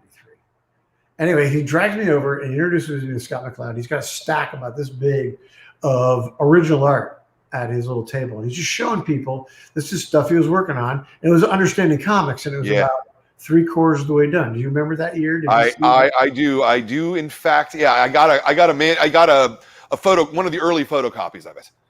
So, well, I'm just looking through this stuff, and I don't. Again, like you're pointing out, I really didn't know anything about comic books or any people I'm being introduced to, and I'm just flipping through this stuff, and I'm like, this is real. Yeah, this is real stuff. Yeah, that I didn't know anybody could name. Yep. I thought it was just stuff that you kind of had to kind of get through osmosis by reading Neil Adams and Joe Kubert and Walt Kelly, and he was saying it, and so I think that was a big part of, like you were talking about, this exciting scene that happened in this movement. Yep. And Scott MacLeod was part of that movement. Absolutely. He wasn't self-publishing, but he was inventing words and names for things that that actually Will Eisner and Jack Kirby had actually kind of invented. Yeah. But had never named. Yeah. And I was part of the generation that was just still continuing it, knew about it, but kind of didn't know that there were rules or names to it. So that was all very exciting. It was a really interesting time. Sure. So there's something I want to ask you about here, which is Bone's always been an all ages book, but the comics market at the time was very much not for kids, right? Like it was all structured around selling adults comics, right? Yeah. And Comics was proud of that. And Comics was proud of that because comics had been for so many years, it was dumbed down. It was like it was just for kids. It was just junk. Yeah. But and Comics was proud that starting with even with heavy metal in the 70s and Corbin and the underground, it was. I was proud of comics being thought of that way. However, yes, you're right. When Bone came out, I don't like the term all ages comics, but I may have coined it because there was a moment right around this period we're talking about in the mid 90s when Bone was exploding, and not just Bone, but all sorts of things like Scott MacLeod and Sandman and the self-publishing movement. And people were talking about Bone as a kid's comic. Right. And as you just alluded, there were no kids reading comics. There were kids reading comics, but not many. Yeah. So I felt like I needed to push back against that, because if Bone was accepted and labeled as a children's comic, I would be in trouble, because adults would stop reading it and there's no kids to pick up the slack at that time. So I started using the term all ages as often as I could in every interview I did, or just in conversations with people, because I just could not be a children's comic, which is ironic that I had this kind of battle with the comics media. Since I became a children's comic for sure when I went to Scholastic. Yeah. But well, at and that so time, and so this is where I wanted to take this is that those color editions of Bone, I think, arguably kicked off what has become a middle grade revolution. Like what graphics did changed everything about the way comics are sold and handled and dealt with. It took a couple years, you know. Yeah, I don't think you even need to use the word arguably. It was that is a definite dividing line. Yeah. And in fact, sadly, Dick Robinson just passed away. He was the family head and he was the CEO of Scholastic. And while there were a lot of people at that company that were involved in bringing Bone in to this children's book world and creating an imprint just for graphic novels for YA groups. Mm-hmm. It was really Dick was the final decision. So I was really sad to learn that he passed just extremely recently. Yeah. But yeah, the fact that they took comics and made it put it in the bookstore, not in a special section, although it's back into a special section, right? But in a good way. Yeah, in a good way. Back then, it's like if you went and saw a graphic novel, it might be Watchmen, it might be a Fantagraphics book, right? But it was shelved with the Dungeons and Dragons rule books. Yep. It was terrible. It was just flying out. It was always in a complete disarray. It was a shambles. It was shameful. Yeah. But Scholastic said, we're gonna publish, we're gonna create a new imprint, launch it with Bone, and we're gonna put it in the book in the kids section with Harry Potter. Yeah. Which was exactly what Vijay and I wanted to hear. Yeah. Especially the Harry Potter part. Yeah. But they did it. They were true to their word. They were the first ones to take a graphic novel and market it like it was a book, sell it like it was a book, and keep it in print. Yeah, like it was a book. Yeah, I mean, I think to an extent, the only way they could do that was the fact that you had already done the work.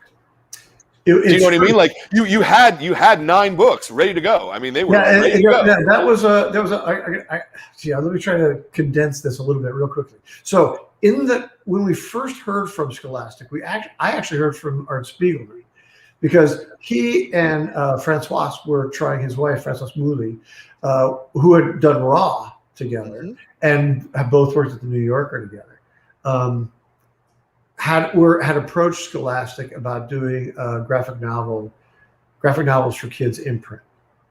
And now there's different stories from different camps here, but my understanding is that there was also people at Scholastic who wanted to start publishing graphic novels.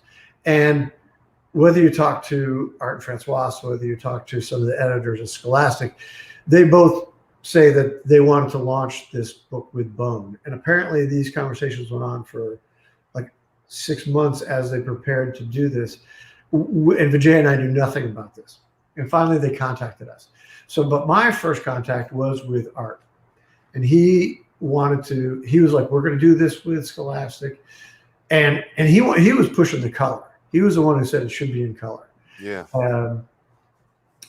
Shorten this story. I ended up at Art's enthusiastic pushing to sign a deal with Scholastic.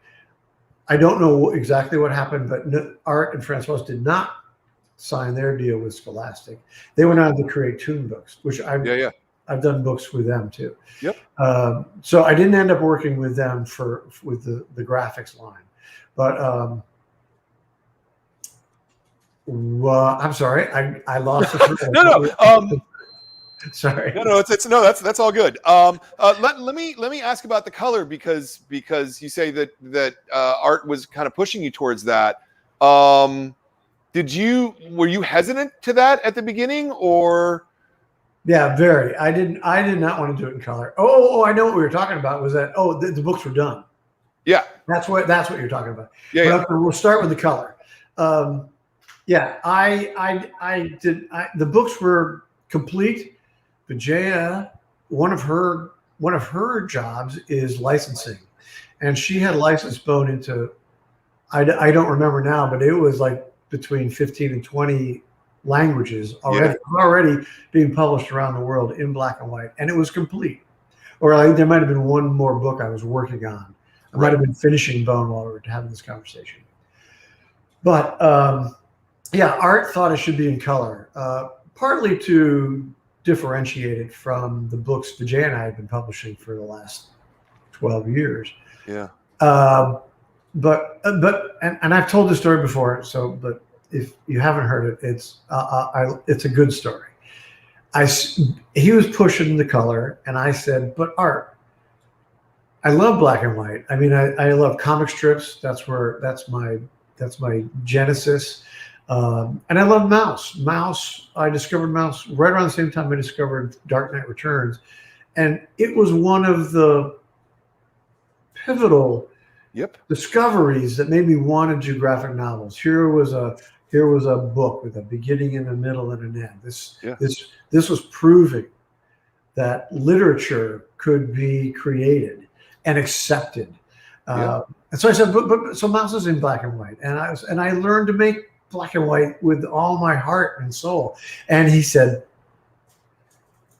Mouse should be in color because it's about war and the Holocaust. No, I know. I'm sorry. I said that wrong. I understood what you meant. In black and white, and it should be in black and white because it's about the war and Holocaust. Right. He says, but Bone should be in color because it's about life, and it won't be finished until it's in color. And I was like, okay, Art. Well, so I did some experiments in color, and Scholastic liked it, and I did like the idea of it being something different than what Vijay and I had done. Yeah. So that's how the color came about. Yeah. Yeah. And so, I mean, I'm guessing that much like how going from the periodical to having your first graphic novel was a quantum leap, going from self-publishing the graphic novels to having Scholastic, and not just in bookstores, but also book fairs, Scholastic book fairs. This is the secret weapon of Scholastic that, I mean, we all know about, I guess, but we don't really talk about enough, is that they're selling directly to kids on a day that it's like, kids, buy books. That little catalog that you used to get. And the kids are excited by it. I remember being excited by it. I was totally excited. Years ago. Yeah. No, go on. I was excited by it too. I used to order Marmaduke books. Yeah, exactly. And so I'm assuming that then there was this other quantum leap that happened again in sales at that point. Yeah. Yeah. Oh God. Yeah. It dwarfed anything we had done previously. Right. I mean, we had done pretty well, but not by Scholastic standards. Yeah. But to just to top off what you were asking about we were able to do it because the book was done and proven. It was proven. Right. It was read by people all around the world in multiple languages. Right. So the day we were signing the contract this is for the very first graphics book, where Vijay and I fly to New York. We've negotiated the deal, over 6 months, the contract, as typical. But we're going to go to New York for the signing ceremony, and we're going to meet the marketing team. We're going to meet this team and the internet team, all that. The marketing team and the PR team are different. Anyway, so we go there, and we go out to dinner with them the night before, and we really love everybody. They're a very good crew. Yeah. But our meeting, so the next morning, we're getting ready. We're supposed to be there like at 11 or something. We get a call like around 9:30 from Jean Fywell, or her office, saying that was the publisher at the time. Yeah. Jean would like you to come in like 15 minutes early. She just has something she wants to discuss with you. And we were like, okay. So we hang up, and Vijay and I look at each other, and we're like, that doesn't sound good. We had this, we just all of a sudden we're like, they're going to be upset because the dragon smokes a cigarette or something. Right. We knew something was up. And we looked at each other and we said, all right, we're not going to agree to any changes. This book is complete. We're not going to agree to any changes. and we both were solid on that, right? Right, Yeah. we did? Yes. So we call him back. He says, we're going to come in an hour early. So we showed up an hour early. We're in the Jean's office. We sat down, pleasantries. And all of a sudden she reaches down, she picks up a stack of the black and white 9 books or it might have only been 8 at that point. No, it was all 9 books. And sets it on the table. And in it, you can see dozens and dozens of posters. Oh, man. Sticking out of this stack of books. Wow. And I can see words on it, written on it, like beer, gambling, the word G's. I have the character say Jeez. Yeah. There's dozens and dozens of these things. So I just look at it, and she starts to try to explain. Oh, well, some of the different departments, like the book fairs, they're kind of uncomfortable with these kinds of things. Can we they're just minor changes? Can we just change it? So when they're having beer or something at the tavern, can we just call it like butter beer, like they do in Harry Potter? Yeah. And this, I had flashbacks, because the breaking point for me when I was dealing with the syndicates back when I was trying to sell it as a strip was one of the syndicate guys said, maybe if you just had the bones talk in thought balloons. And I said, okay, why would the bones talk in thought balloons? They don't have ESP. He says, because Garfield talks in thought balloons. Right. That was actually the moment that broke me, and I realized I was never going to do a comic. Right. So, boom, I'm right back there. Butterbeer. And Vijay and I together said, look, we never said this was a children's book. We just made this book, and it's all around the world, and it's children and parents and teachers and librarians all over the world that said it was a children's book, not us. Right. It's done. And thank you for working with us, but we're not going to make any changes at this point. It's too late. It's done. And it's already out in the world. And to her credit, and to Dick's credit, he was the CEO, she took that pile of books, one beat, picked up the books and set them on the floor and says, well, the rest of the departments are just going to have to catch up. We're doing this. Nice. And we did it. And nice. oh my God. And Dick, who was just so wonderful to me and so accepting of the idea of comics in his line. Yeah.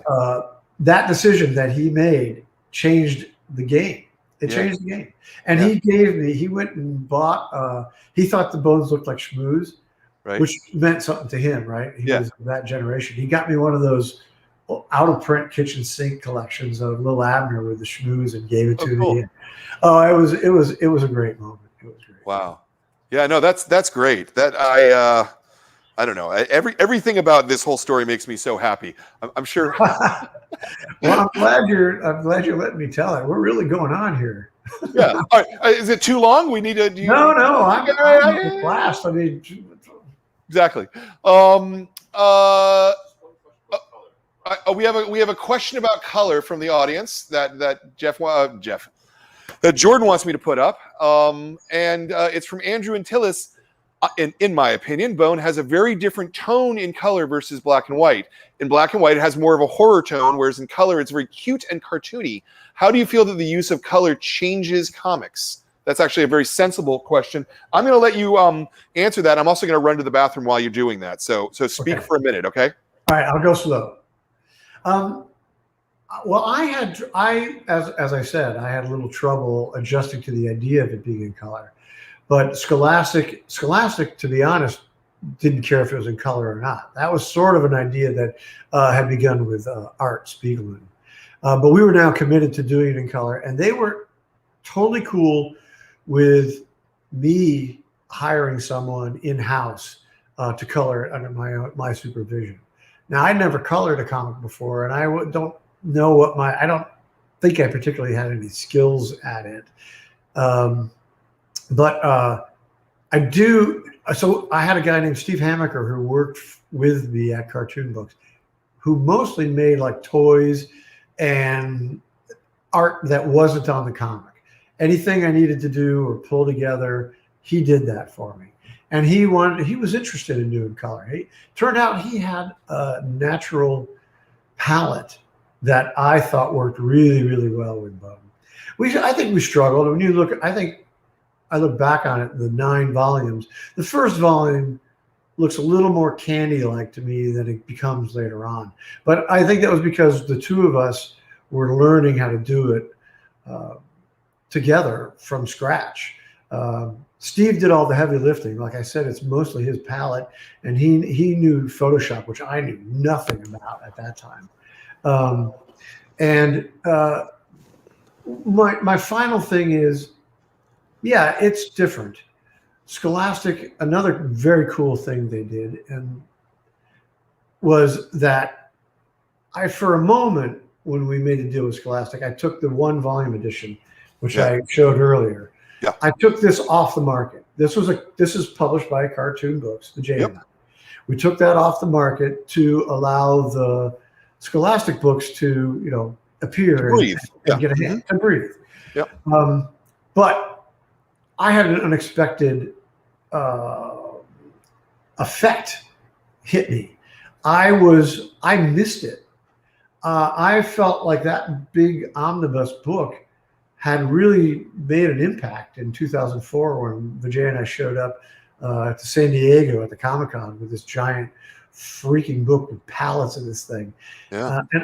And here it was on the shelves of bookstores and comic book stores, and all of a sudden it was gone. And I felt like that was like a piece of history that was important to me.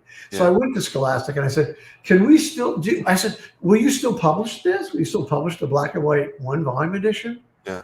And my memory is that they asked like, well, how much, how many of these have you sold?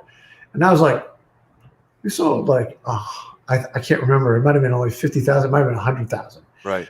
But it was something that I was really proud of. Right. And they were like, oh, well, you just published that. We don't really need to worry about it. So sorry. I know. So for me, the important thing is both these exist. Yeah. This is still, I don't know. It's like I don't know how many printings it's into now. It's like 13 or 14, I want to say. I think it's more than that. I think okay. But I think this is the first printing, so I can't look. But yeah, so yes, the color. There are people, and for sure kids, that like the color better. There are people that like the color version. That's what they like, and they don't like the black and white version. Yeah. But this is still out there. Yeah. It still sells very well. Yep. And this is the one I like this one better. This to me is where my heart is. But I like the color too. And if people, the choice is there. People want it either way.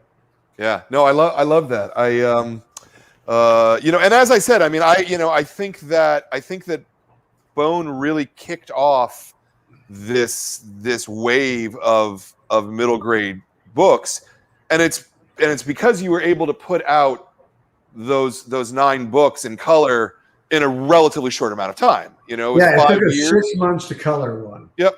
That's still a long time. That was a lot. That's a lot to color and learn. Sure. But they came out every 6 months for about 5 years. Yeah. And it really makes all the difference in the world, because what I was going to say is, it seems to me that Bone couldn't have existed if it was just a graphic novel series, right? Like if you came around today and you signed a contract to do Bone, right? You wouldn't be getting a book out every 6 months. You'd be getting a book out every 2 years, right? And the narrative would work in the end, right? But there's something about that. There's something about serialization and the ability to make that work, which I think is fundamental to the success of of Bone and your ability to bring your vision onto the market. Yeah. I agree. The fact that we were able to put it out that fast definitely made new readers happen. Yeah. And then a few years later, Raina joined graphics. At first with Babysitter's Club, but then when she did her own book, Smile, it was a one-off. Yeah. Oh, well, that took everything to the next. Exactly. Level. Yeah. I mean, that was the end. I mean, I remember being at a signing probably with Raina, and she had whatever her second book was, Sisters. Yep. And then she had a little promo thing on the edge of the table, and I remember a little boy who probably could have been more than 9 saw that there was a new Raina book coming, and he went ballistic. He was so excited, and I'm like, "This is next level shit, right?" Yeah, now. This is a new thing happening. She's definitely the queen. No question. Yeah. So now, I mean, let's jump like all the way forward now. You're wrapping up Tuki. Tuki Saves the World. It's a Kickstarter. You serialized it, some of it, a while ago, but you're going straight to just 2 graphic novels here. Did it change the work to sort of do it all and not have it out there? Like, how is that in relationship to how Bone was for you? I don't know if I formed that question properly. No, I think I understood that. Well, I wanted to dip my toe into webcomics. Yeah. So I said, okay, once I finished Rassle, my second creator-owned project, and I decided I wanted to jump right into the next thing, and I'm going to do a webcomic. And I was really interested in evolution. I also am really into Conan and Doc Savage and The Shadow and Tarzan. I'm really into pulps and mystical lost worlds. I'm into all that kind of stuff, and I was thinking that's where my next story is going to be. And I was going to base it in a period of evolution that I thought was a really interesting place to tell a story. So I just jumped in. I made up the characters. I kind of had a pretty loose idea. I knew what the ending was going to be. That's always important to me. And I started just throwing up like a page a week. I did it. I don't think it worked. People seem to like it, and people are happy to see it come back. I've gotten that message. Yeah. But when it was one thing when I was doing 1 page a week, and in my mind I was like, oh, this is this week's Prince Valiant or Flash Gordon or the Phantom. This is this week's Sunday Funny. Right. But then I tried to, after I think like 3 years, I started to try to publish them as comic books. Yep. And I had a couple problems. One was because I did them landscape. Yep. To fit your computer, I had to print them sort of like a calendar. Right? Yeah. And those don't work as comics because they fall off the shelf. Yeah. Right. People didn't like that, but that's not the problem I had with it. My problem was putting these Sunday to be continued pages, one page after the other. They didn't flow. Right. They didn't come alive in a way that's very important in my comic storytelling. I thought it was very start and stop, and then there's a third element that made me just shut the whole thing down. Well, there's a fourth one, but I'll tell you that after. This was I introduced these little kids into the story, and at that point, the main character, Tuki, was sort of just like a man with no name, sort of like a Clint Eastwood wanderer. And these kids came in and were kind of like, get away from me, kid. Well, that was wrong.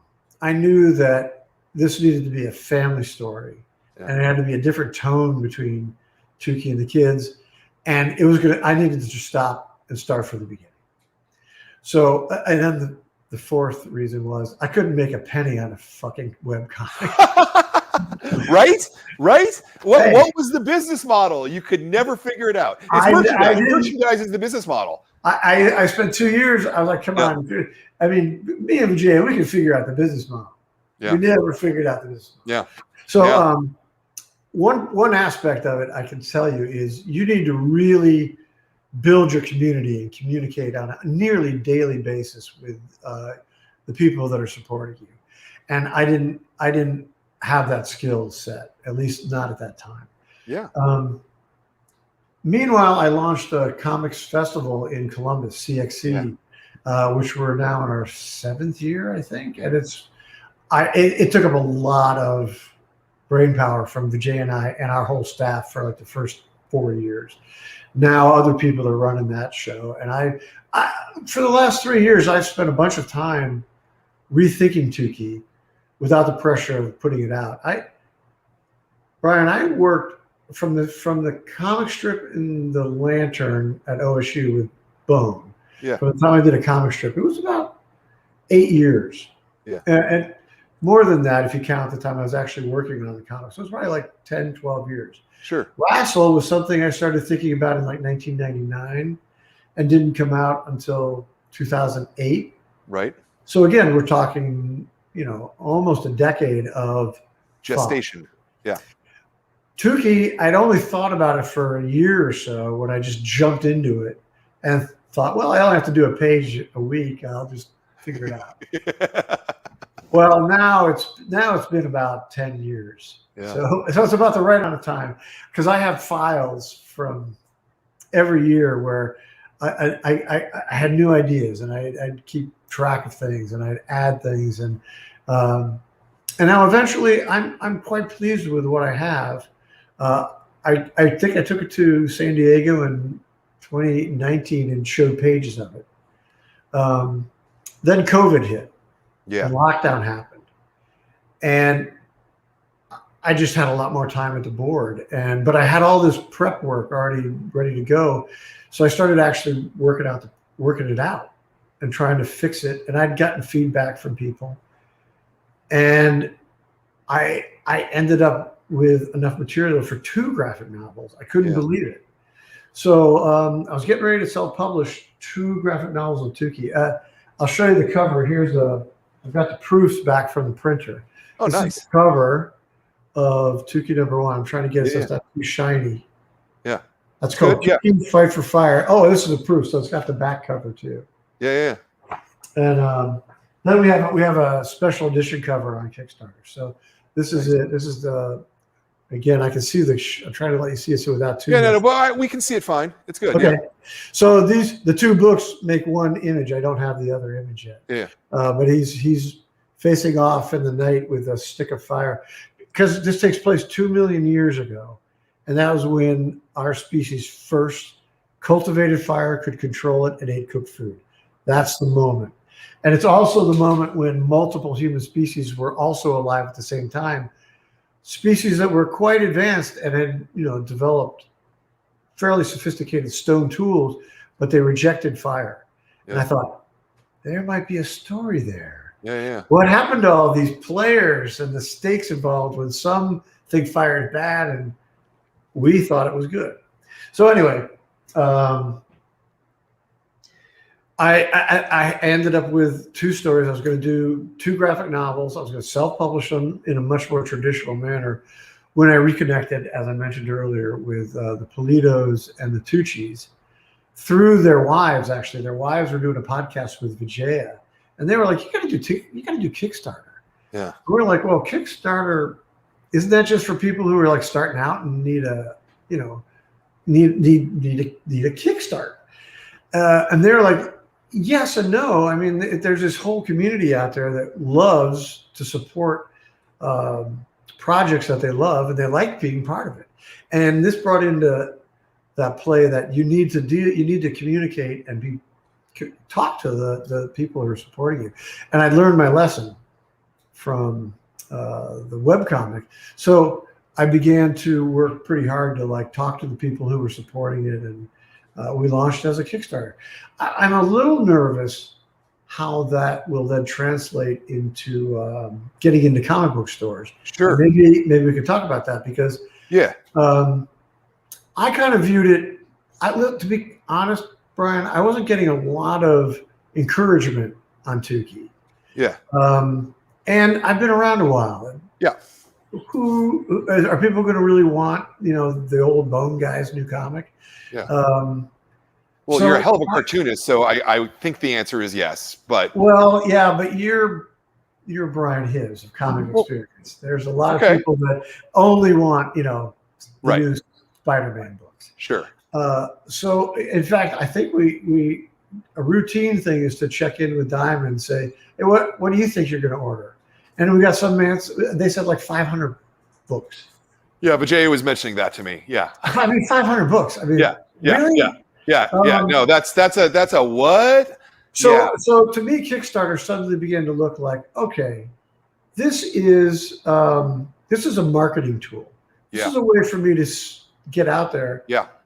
And explain what this is, and let this project earn its way, or prove its worth, I guess is a better way to put it. Yeah.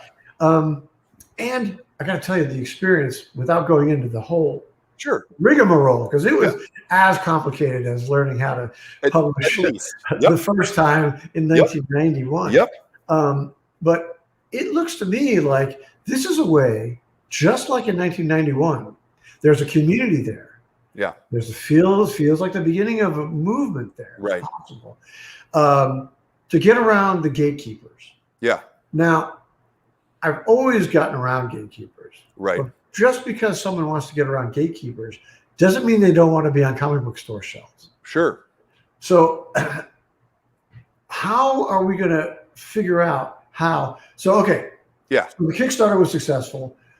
The books are at the printer. They're going to be done in like 3 weeks. Yeah. But we are going to then put them into the catalogs and try to get them out there. I don't know what the reaction is going to be from retailers. I hope they. Well, so the fundamental problem with 99% of Kickstarters, right, is that the creators do a production run which is designed to fill the Kickstarter, right? It's not, they don't print an extra 5,000 copies and sell them. They print the 500 copies that they have fans and orders for, and that's it, and it never goes anywhere from there, and so, again, you are in a very privileged place where you already have a publishing infrastructure, a self-publishing infrastructure that already exists, that you doing another book, how to do another book in this market. So we'll see what happens, this thing about Diamond really frustrates me in a way that I cannot express to you, because one of the things that I've been saying to Diamond for literally 20 years is that if they were smart, they would be finding the next Jeff Smith, and they would be like literally bankrolling that, and because it makes all of us better and richer and makes better comics, right? And my God, they're out there. I mean, Chris Samney with Joanna or Jonah or whatever it is. Yeah, that book is so amazing. Yeah, absolutely. To see where that goes. Absolutely. But Diamond should be getting behind this rather than like going, oh, but we have Marvel and DC. We don't have to do any work, right? Or do they? Do they have Marvel and DC? Well, no, but this is exactly my point. And they no longer have Marvel and DC. Marvel and DC both told them to fuck off. And now I honestly don't think that Diamond's still going to be in business 5 years from now. Not as we understand Diamond Comics, Well, I don't know about that, but I do know that I think after this pandemic is over, and you and I can go to comic book shows, like we used to, I think something's going to happen, because that's where everything did kind of happen in my memory. Sure. Because I would go to any show, WonderCon, you name it, Ape, San Diego or Chicago, and everybody's there. The people that make comics are there. The people that read comics are there. The people that write about comics are there. The people that sell comics are there. The people that distribute comics are there. Yeah. And stuff happened. You got to see like, oh, everybody's excited about Chris Samney's new book. Right. And that bubbles through the whole room. Everybody knows that. I think we're going to figure out some new. I think a new thing is kind of happening. Yeah, I mean, I hope so. As I say, I wonder how the structure is going to get there because well, we still need. At the end of the day, I don't know that I believe that that the Penguin Random Houses and the Simon & Schusters of the world are interested in supporting comics in the way that you and I are going to support comics, right? In other words, finding that next Jeff Smith and only selling 600 copies of his 4th issue, right? Because that's not how they're thinking about it, right? They're thinking about it as they want to sell this, right? Right. And this is a really, really hard mechanism for young cartoonists, I think. Yeah, it's a lot to draw with no money. Yeah. And if Bone had only been a graphic novel, I put it to you that Bone would probably not be successful. It probably would never have finished, probably. Maybe you would have found the presentation. That was comics. Comics was floppies. It was serialized floppies. Yeah. That was the way to do it back then. Yeah. And there are still, like I said, this Chris Samney that I keep talking about, man. He's doing that. Yeah. You got little Hellboy going. I mean, Mignola's he's still in. Yeah. So I don't know. I think something's going to get worked out. Yeah. I know. Yeah. But Well, again, and we've totally made the change to we're now a children's medium again. Not a children's medium. We're open to children again, and women. And women. Yes. No. Absolutely. And it's going to do nothing but make like all this. The other thing that I really say is that all the kids who are like 8 and 9 today, who get to we're sitting in front of the kids rack, all of your books are on it. But if I pointed back to these books, and this is what they're reading, when they're making comics 15 years from now, oh my God, we are going to have such good comics for 15 years from now.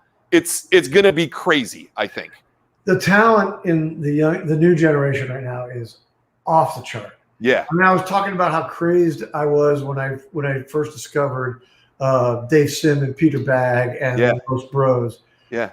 But I'm telling you, they're out there right now, and we're talking about serious diversification. And I'm not talking about just sex and gender. I'm talking about genres and content. Sure. It's and the talent is so good. Yeah. There's really good people coming out.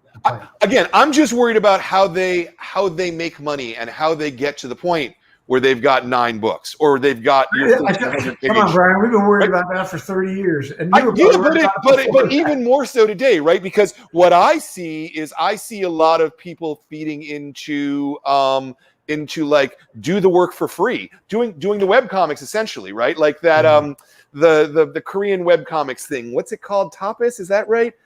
What? Yeah, the app thing. What's it called? Well, it doesn't matter.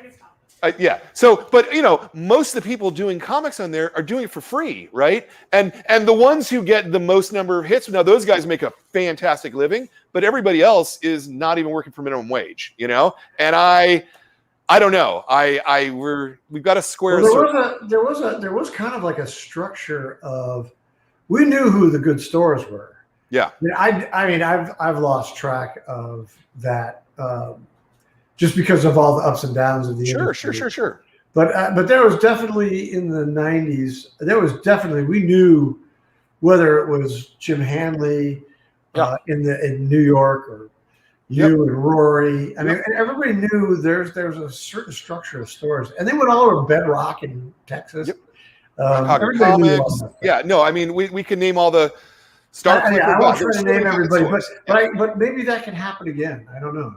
Yeah, no, I would love it. I just I'm afraid that the corporations who run 90% of like the direct market part of it, the Marvel and DC thing is still what most stores are, and those corporations hate the direct market. I mean, they literally do. They do not like us. They don't want to do business with us. They're trying to get out of the direct market business as they can, I know. without recognizing just how fucking important it is to let books like this exist in the first place. I don't know. I could go on. I'm not going to go on though, because we're talking about you and we're talking about Bone. And this is what I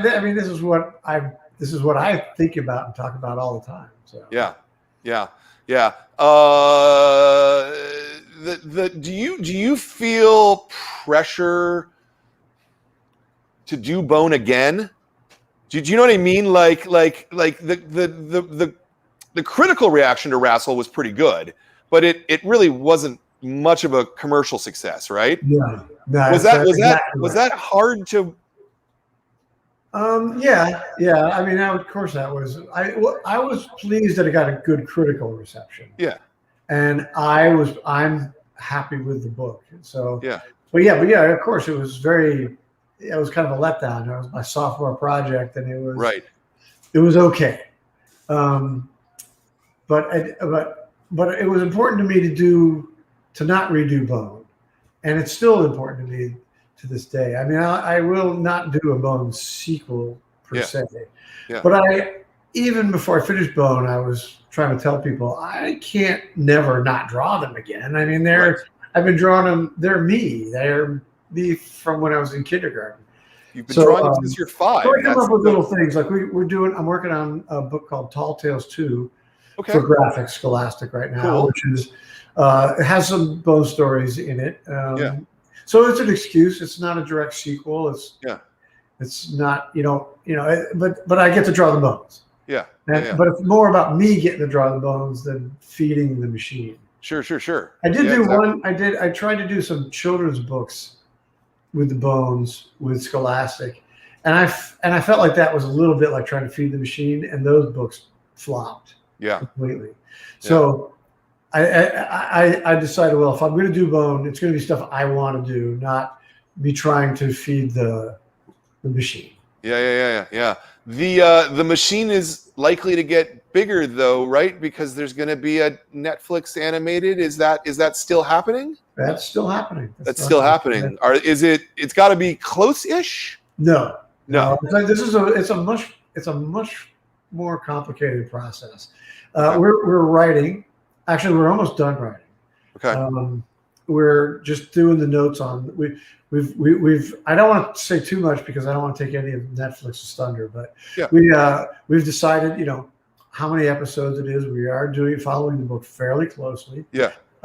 We have 2 showrunners that are amazing, and you would know who they were and the shows they came from. They were my first choices. They're doing a great job. And they've agreed, I'm assuming, to beginning, middle, and end?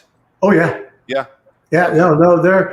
This was almost like the decision to go with Scholastic. It's like, oh, they get it. Mm-hmm. And it's. I've been burned so often by Hollywood, Brian. Sure. I have to always say it could still go to shit.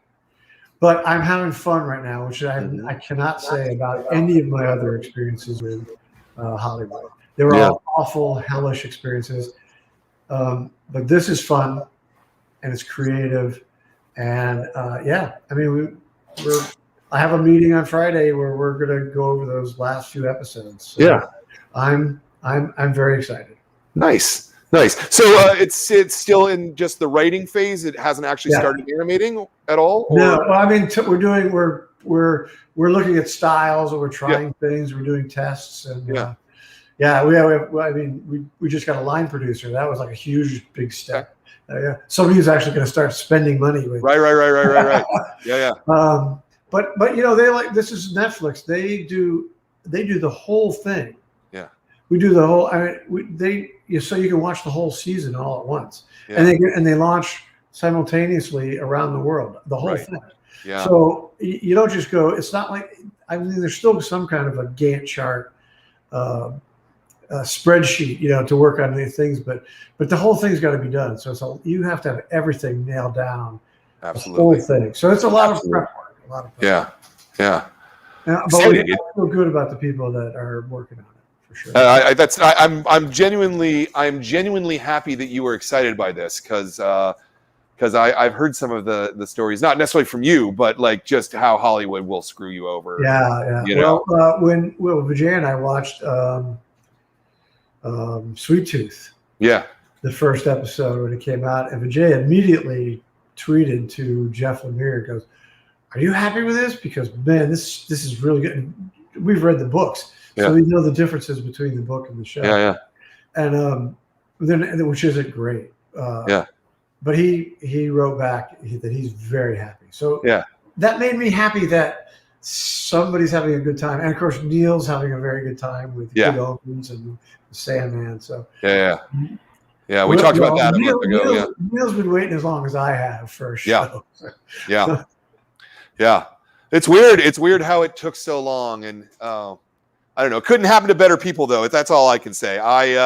Thank you. I love you, comics people. I love you all, and you have. I'm so happy that you guys have the success that you do. I really, genuinely you were do. a big part of it. You were a big part of it. Well, I mean, I do what I can. It's because I love the work, right? The work is the thing that matters, you know. And well, and you know, in my experience, every comics retailer I know, and I've known a lot. Yep. And I've known you from that very first group I ever Yep. met. All comics retailers, without exception, that I've ever met, love comics, and they love finding comics for their customers. Yep. So that's why I think, even though we're in some kind of state of flux and there's new things happening, like the distribution system is going through some kind of evolution. Yeah. Kickstarter is a new thing, or Indiegogo, or not necessarily just Kickstarter, or just shows coming back together. Sure. I think my belief that creators and the talent I see, and that comics retailers want to get comics. We're going to figure this out. Yeah. Kickstarter and crowdfunding worries me because I'm afraid that it's going to suck all of the energy from the most dedicated fans. You know, I'm worried about that too. Like I'm not worried that's a not good kind of a worry. That's not a I actually think that Tuki is going to be a book that's not going to fall into that category. You know, at least that's my hope. And I'm really glad that you guys had a retailer tier and you made that happen too. So 500 copies. I cannot believe that Diamond said 500 copies. That I am staggered by that. I cannot. I don't know. I don't know what their world is like, what they're going through anymore. But yeah. Well, I don't think that wasn't enough. That wasn't enough for us to think, well, let's do that. Yeah. Well, and if it's not enough, hopefully that like I said, Kickstarter let us. It's a proving ground. Yeah. There's clearly. I mean, it's not Scholastic numbers by a long shot. But you crushed. Oh, you crushed. You absolutely crushed. Yeah. We sold about 6,000 books in a short period of time. That's an awful lot of fulfillment that you now have to do. But I have a really, really good team that's been with me for over 25 years. Well, but they're probably not used to like, oh my God, we're gonna have to do all of this in like 3 weeks. Oh my God. Oh well, no, I'm not saying we're not all shit in our pants. But because we got into it and it blew up so fast. Yeah. That we had talked about some stretch goals, but we thought we had a week or at least a week to like kind of get our act together. And man, no, it just we blew past like all our first and then we were like making it like we gotta do cloisonne pins. Yeah, we haven't done cloisonne pins since the 90s, right? So we're like all of a sudden we're making keychains. Oh, I made a cool keychain. I got my keys on. Look at this, man. So this is this guy. We found this guy who makes perfectly accurate Homo erectus skull keychains. That's cool. And then we found another company that would make like a little Tuki cover. Oh, that's awesome. So that's those are that we've got those. Those are all going to go out with the first books. Keys to my studio and bike are not included. So it's fun. It's fun, and I'm really hopeful that it won't. This is what I'm worried about. Not you or retailers that I've known for a long time or who know my stuff, but people are going to be like, well, you just sucked all that, like you said, all the energy out. You just sucked all the sales out of it. Nobody's going to buy it. I worry about that, and that's something that we're going to have to talk about going forward and seeing how it works, not just for me but for other people. Well, this is the thing where now that Diamond no longer has Marvel and DC, I think it gives you potentially a piece of leverage to take some leadership and to go to Diamond. Look, let's make this book big. We've shown on Kickstarter can be big. We need your help to be able to get the word out, because it's where Diamond has to pivot, right? Diamond has to pivot to actually selling books, right? They spent 25 years not having to use that muscle. They don't know how to use that muscle anymore. I'm editorializing. They were actually super supportive of me and the other self-publishers back in the 90s. They were really cool about it. Yeah. Capital was really good too. Yeah. Remember Wayne Markley? I do. I love that. But there was always the difference between Capital and Diamond. You know, Diamond's catalog, Capital's catalog was always, here's a book that we believe in. We like this book. We think you should read this book. And Diamond's catalog was like, well, here's who's paying us money for ads. You know, I'm just saying. Well, we're getting a little inside baseball. Sorry, kid. No, I know. I think this whole interview has been inside baseball. But do you have a big project in your mind that's germinating that maybe we won't see for 5 or 7 more years? I do. I do have a little one that's starting. Okay. When I thought Tuki was, I was going to have to just abandon it at one point because I just wasn't really getting any encouragement. Yeah. I did come up with about 3 ideas, and then suddenly the 3 of them became one idea together. And it's just floating around back there. But I would like to do, this was 2 books of Tuki. I would like that to be 6 books. I want to do 4 more. Oh, wow. Okay. Okay. To get to the ending of the story. Are you it's not the web comic. I saved most of the artwork, and I kept some of the main points of the story that happened in there, but it's a different story. It has a very different tone. It's not quite real. It's based in real paleoanthropology, but it's more Miyazaki. Okay. Than real archaeology or something. What's your level of production these days? I mean, is it a page a week, or are you doing better than that, or? It's always just depended. Sure. I pretty much penciled and inked 90% of the 2 books in pretty much during the COVID when I was just trapped at my desk. But I'd had a couple of years to really figure out what I was doing. So I don't know exactly what's going to happen. I still have about 50 pages of the second one to ink, but it's all written, it's all penciled, it's all lettered. I just have to ink it. So I'll let you know how quickly I'm inking those pages. But it sounds like you were pretty much getting a page a day done overall. Probably averaged out. I never did a page and then start to finish. But probably averaged out. I got very close to 250 pages between the 2 books. Yeah. Of comics. Yeah. So. Well, it's 300 and about 400 days. So a page every other day. Yeah. I would say a page every other day is about right. Yeah, that's great. Once I had the story figured out, I could. Yeah.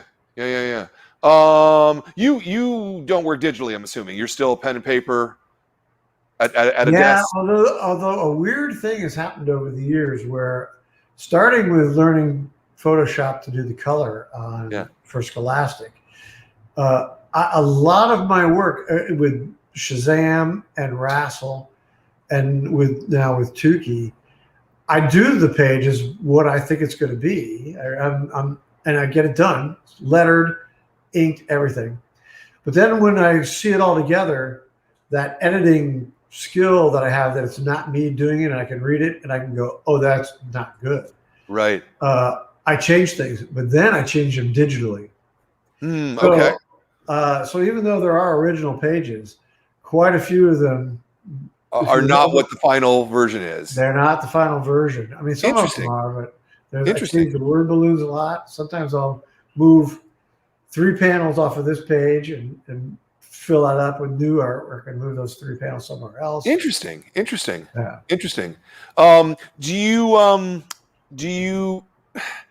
you still work with paper and pen because that's how you do it, or do you like the feedback, I guess? I like the feedback from my brush. Yeah. So I happen to have a page here. This is a page from the new Tuki comic. Nice.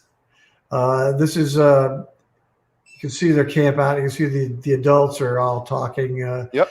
You can see their shadows, and that's kids.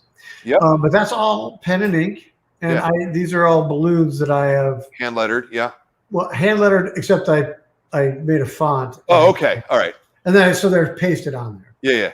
Okay. So and you get a size of how big it is. Yeah. Yeah, I did that. I can tell you on this page, I changed these balloons in different. The final ones are not those balloons. Okay. but I like the feel of pushing the black ink around on the paper. Yeah. Of taking my brush. I told you I brought props. I waited for 2 hours to bring them out. So I have some brushes. This is my main brush right here.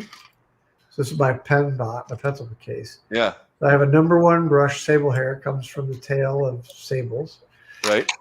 And I can get thicks and thins. Every line on that page came from this brush, whether it was the thicks around here or the real gentle, texture. That's all the same brush. And I love that. At that point, I've gone over the story so many times. I don't have to I can just zone out a little bit and I can make, I can do the hatching. Yeah. I do have one interesting brush here. This was a brush that was once owned by Milton Caniff. Wow. He donated all his artwork and papers to the Ohio State University. Now it's called the Billy Ireland Cartoon Museum and Library. Yeah. Which I discovered very early on in 1982, when it was just 2 rooms in the journalism building. And they had all this material they had to go through and catalog. And they had boxes and boxes of these. Milton Caniff kept all his brushes in big rubber bands and wrapped in plastic. And they had, I don't know how many they had, but they had a ton of them. And one of the guys that worked there that I knew pretty well, he goes, "We got so many of these. Do you want these?" And he gave me a stack of these Milton Caniff brushes. They look how cruddy these are. Yeah. I could see. And they are like you dip them in ink and they're just like a box of broom. But man, I fill in to this day all the big dark areas in Bone, in Rassel, and in Tuki are all been filled in by Caniffs with Perry and the Pirates Juju. I love it. That's fucking fantastic, dude. Oh, that's great. That is cool. I got one more example that I brought along. This is I showed you this cover earlier. It's the special edition cover of Tuki. Yeah. Well, this is the original art of that. I got all my drinks and coffee here. I don't want to spill. So here's that's the original art. You can see how big it is, but it also has a little ink wash on it. Yeah. And the other half of that is okay. So there's that one, and then this is the other. This is book 2 special edition. Oh, nice, super nice. I love it. So that's great. Beautiful. Fuck yeah, man.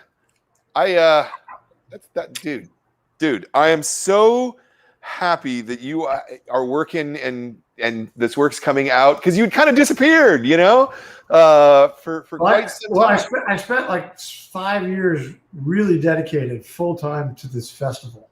Yeah. But I needed that time to think. Yeah. About Tuki. So I'm happy to be doing it again for sure. Yeah. I can't wait. I can't wait. It's funny because normally my last question would be plug something coming up, but that was what we just did for the last 15 minutes. So good man. Good job. Yeah.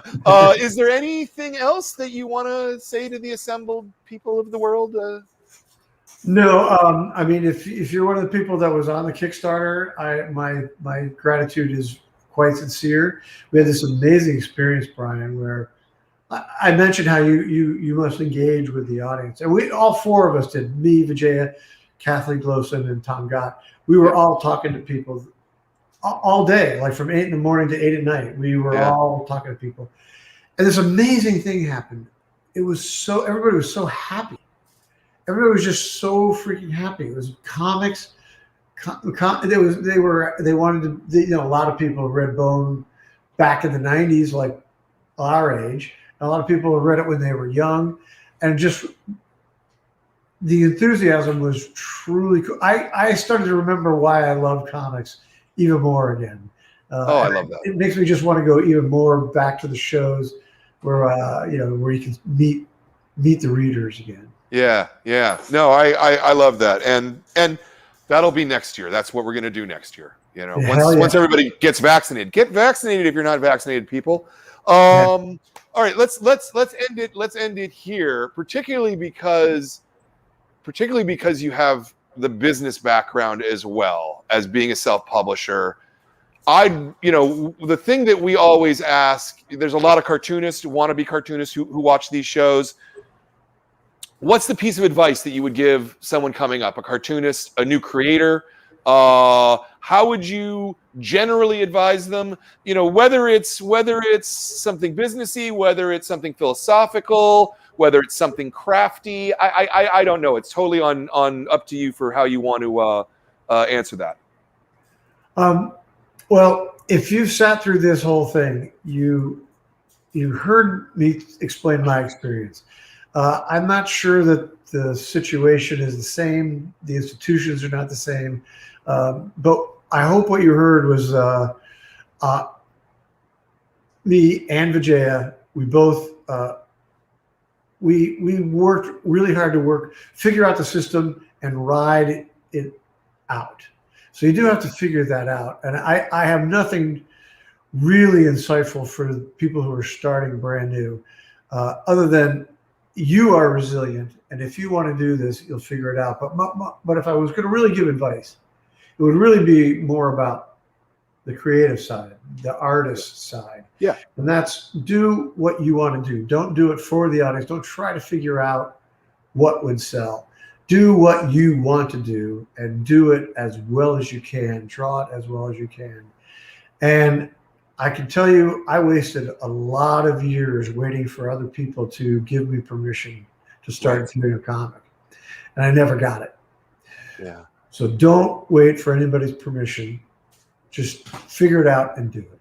Yes. I agree with every word of that. That is fantastic. Jeff, we're at 2.5 hours, believe it or not. That's incredible. If anybody's still out there. Yeah. I feel like we've been only talking for 45 minutes. I mean, this is just such I love talking to you, and I can't wait to see you and Vijaya again next time we get in the same city. I'm really excited for this. Bone is awesome. Tuki is going to be awesome. We know that. And just thank you for your time and your generosity here. I have a little housekeeping on my end, not housekeeping, but on Sunday, it's the Kids Club. And we've got No One Returns from the Enchanted Forest by Robin Robinson, which is a great deal of fun. This is a great book. So Robin's going to be here then. Next month's Classic Club is going to be Lock and Key. So we've got Joe Hill, Gabriel Rodriguez, and Chris Rael, the editor, is also going to be here to talk about this. And then our adult graphic novel of the month club next month is Alison Bechdel and The Secret of Superhuman Strength. So now you know what the next couple shows are, so you're going to want to tune into all of those as well, I think. Because I love talking about comics with people who love comics. And I've loved talking with my friend, longtime friend, Jeff Smith. Good to see you, man. I'm so happy. I'm just so happy for you, man. I'm so happy. I can see that. Okay, so I've been waiting all night for this. Okay. I brought a rum back from Key West. This is really nice. delicious. It's called Pilar, named after Hemingway's boat. It's delicious. I've been waiting all night. Cheers, my friend. Cheers to you. I'm drinking water, but yes, cheers to you, my friend. Awesome. Well, that's it for the Graphic Novel of the Month Club for this episode. Thank you, Jeff Smith. Thank you, Jordan, for running the show. Thank you, Zoe and Kat and all the rest of my staff for keeping me alive. Thank you for The Beat for being a sponsor. Thank you for the members for making sure that this is possible. And most of all, thank you, Jeff Smith, and all of the creators like you who allow us to have this Graphic Novel of the Month Club. So, thank you. We'll see you next month. Good night.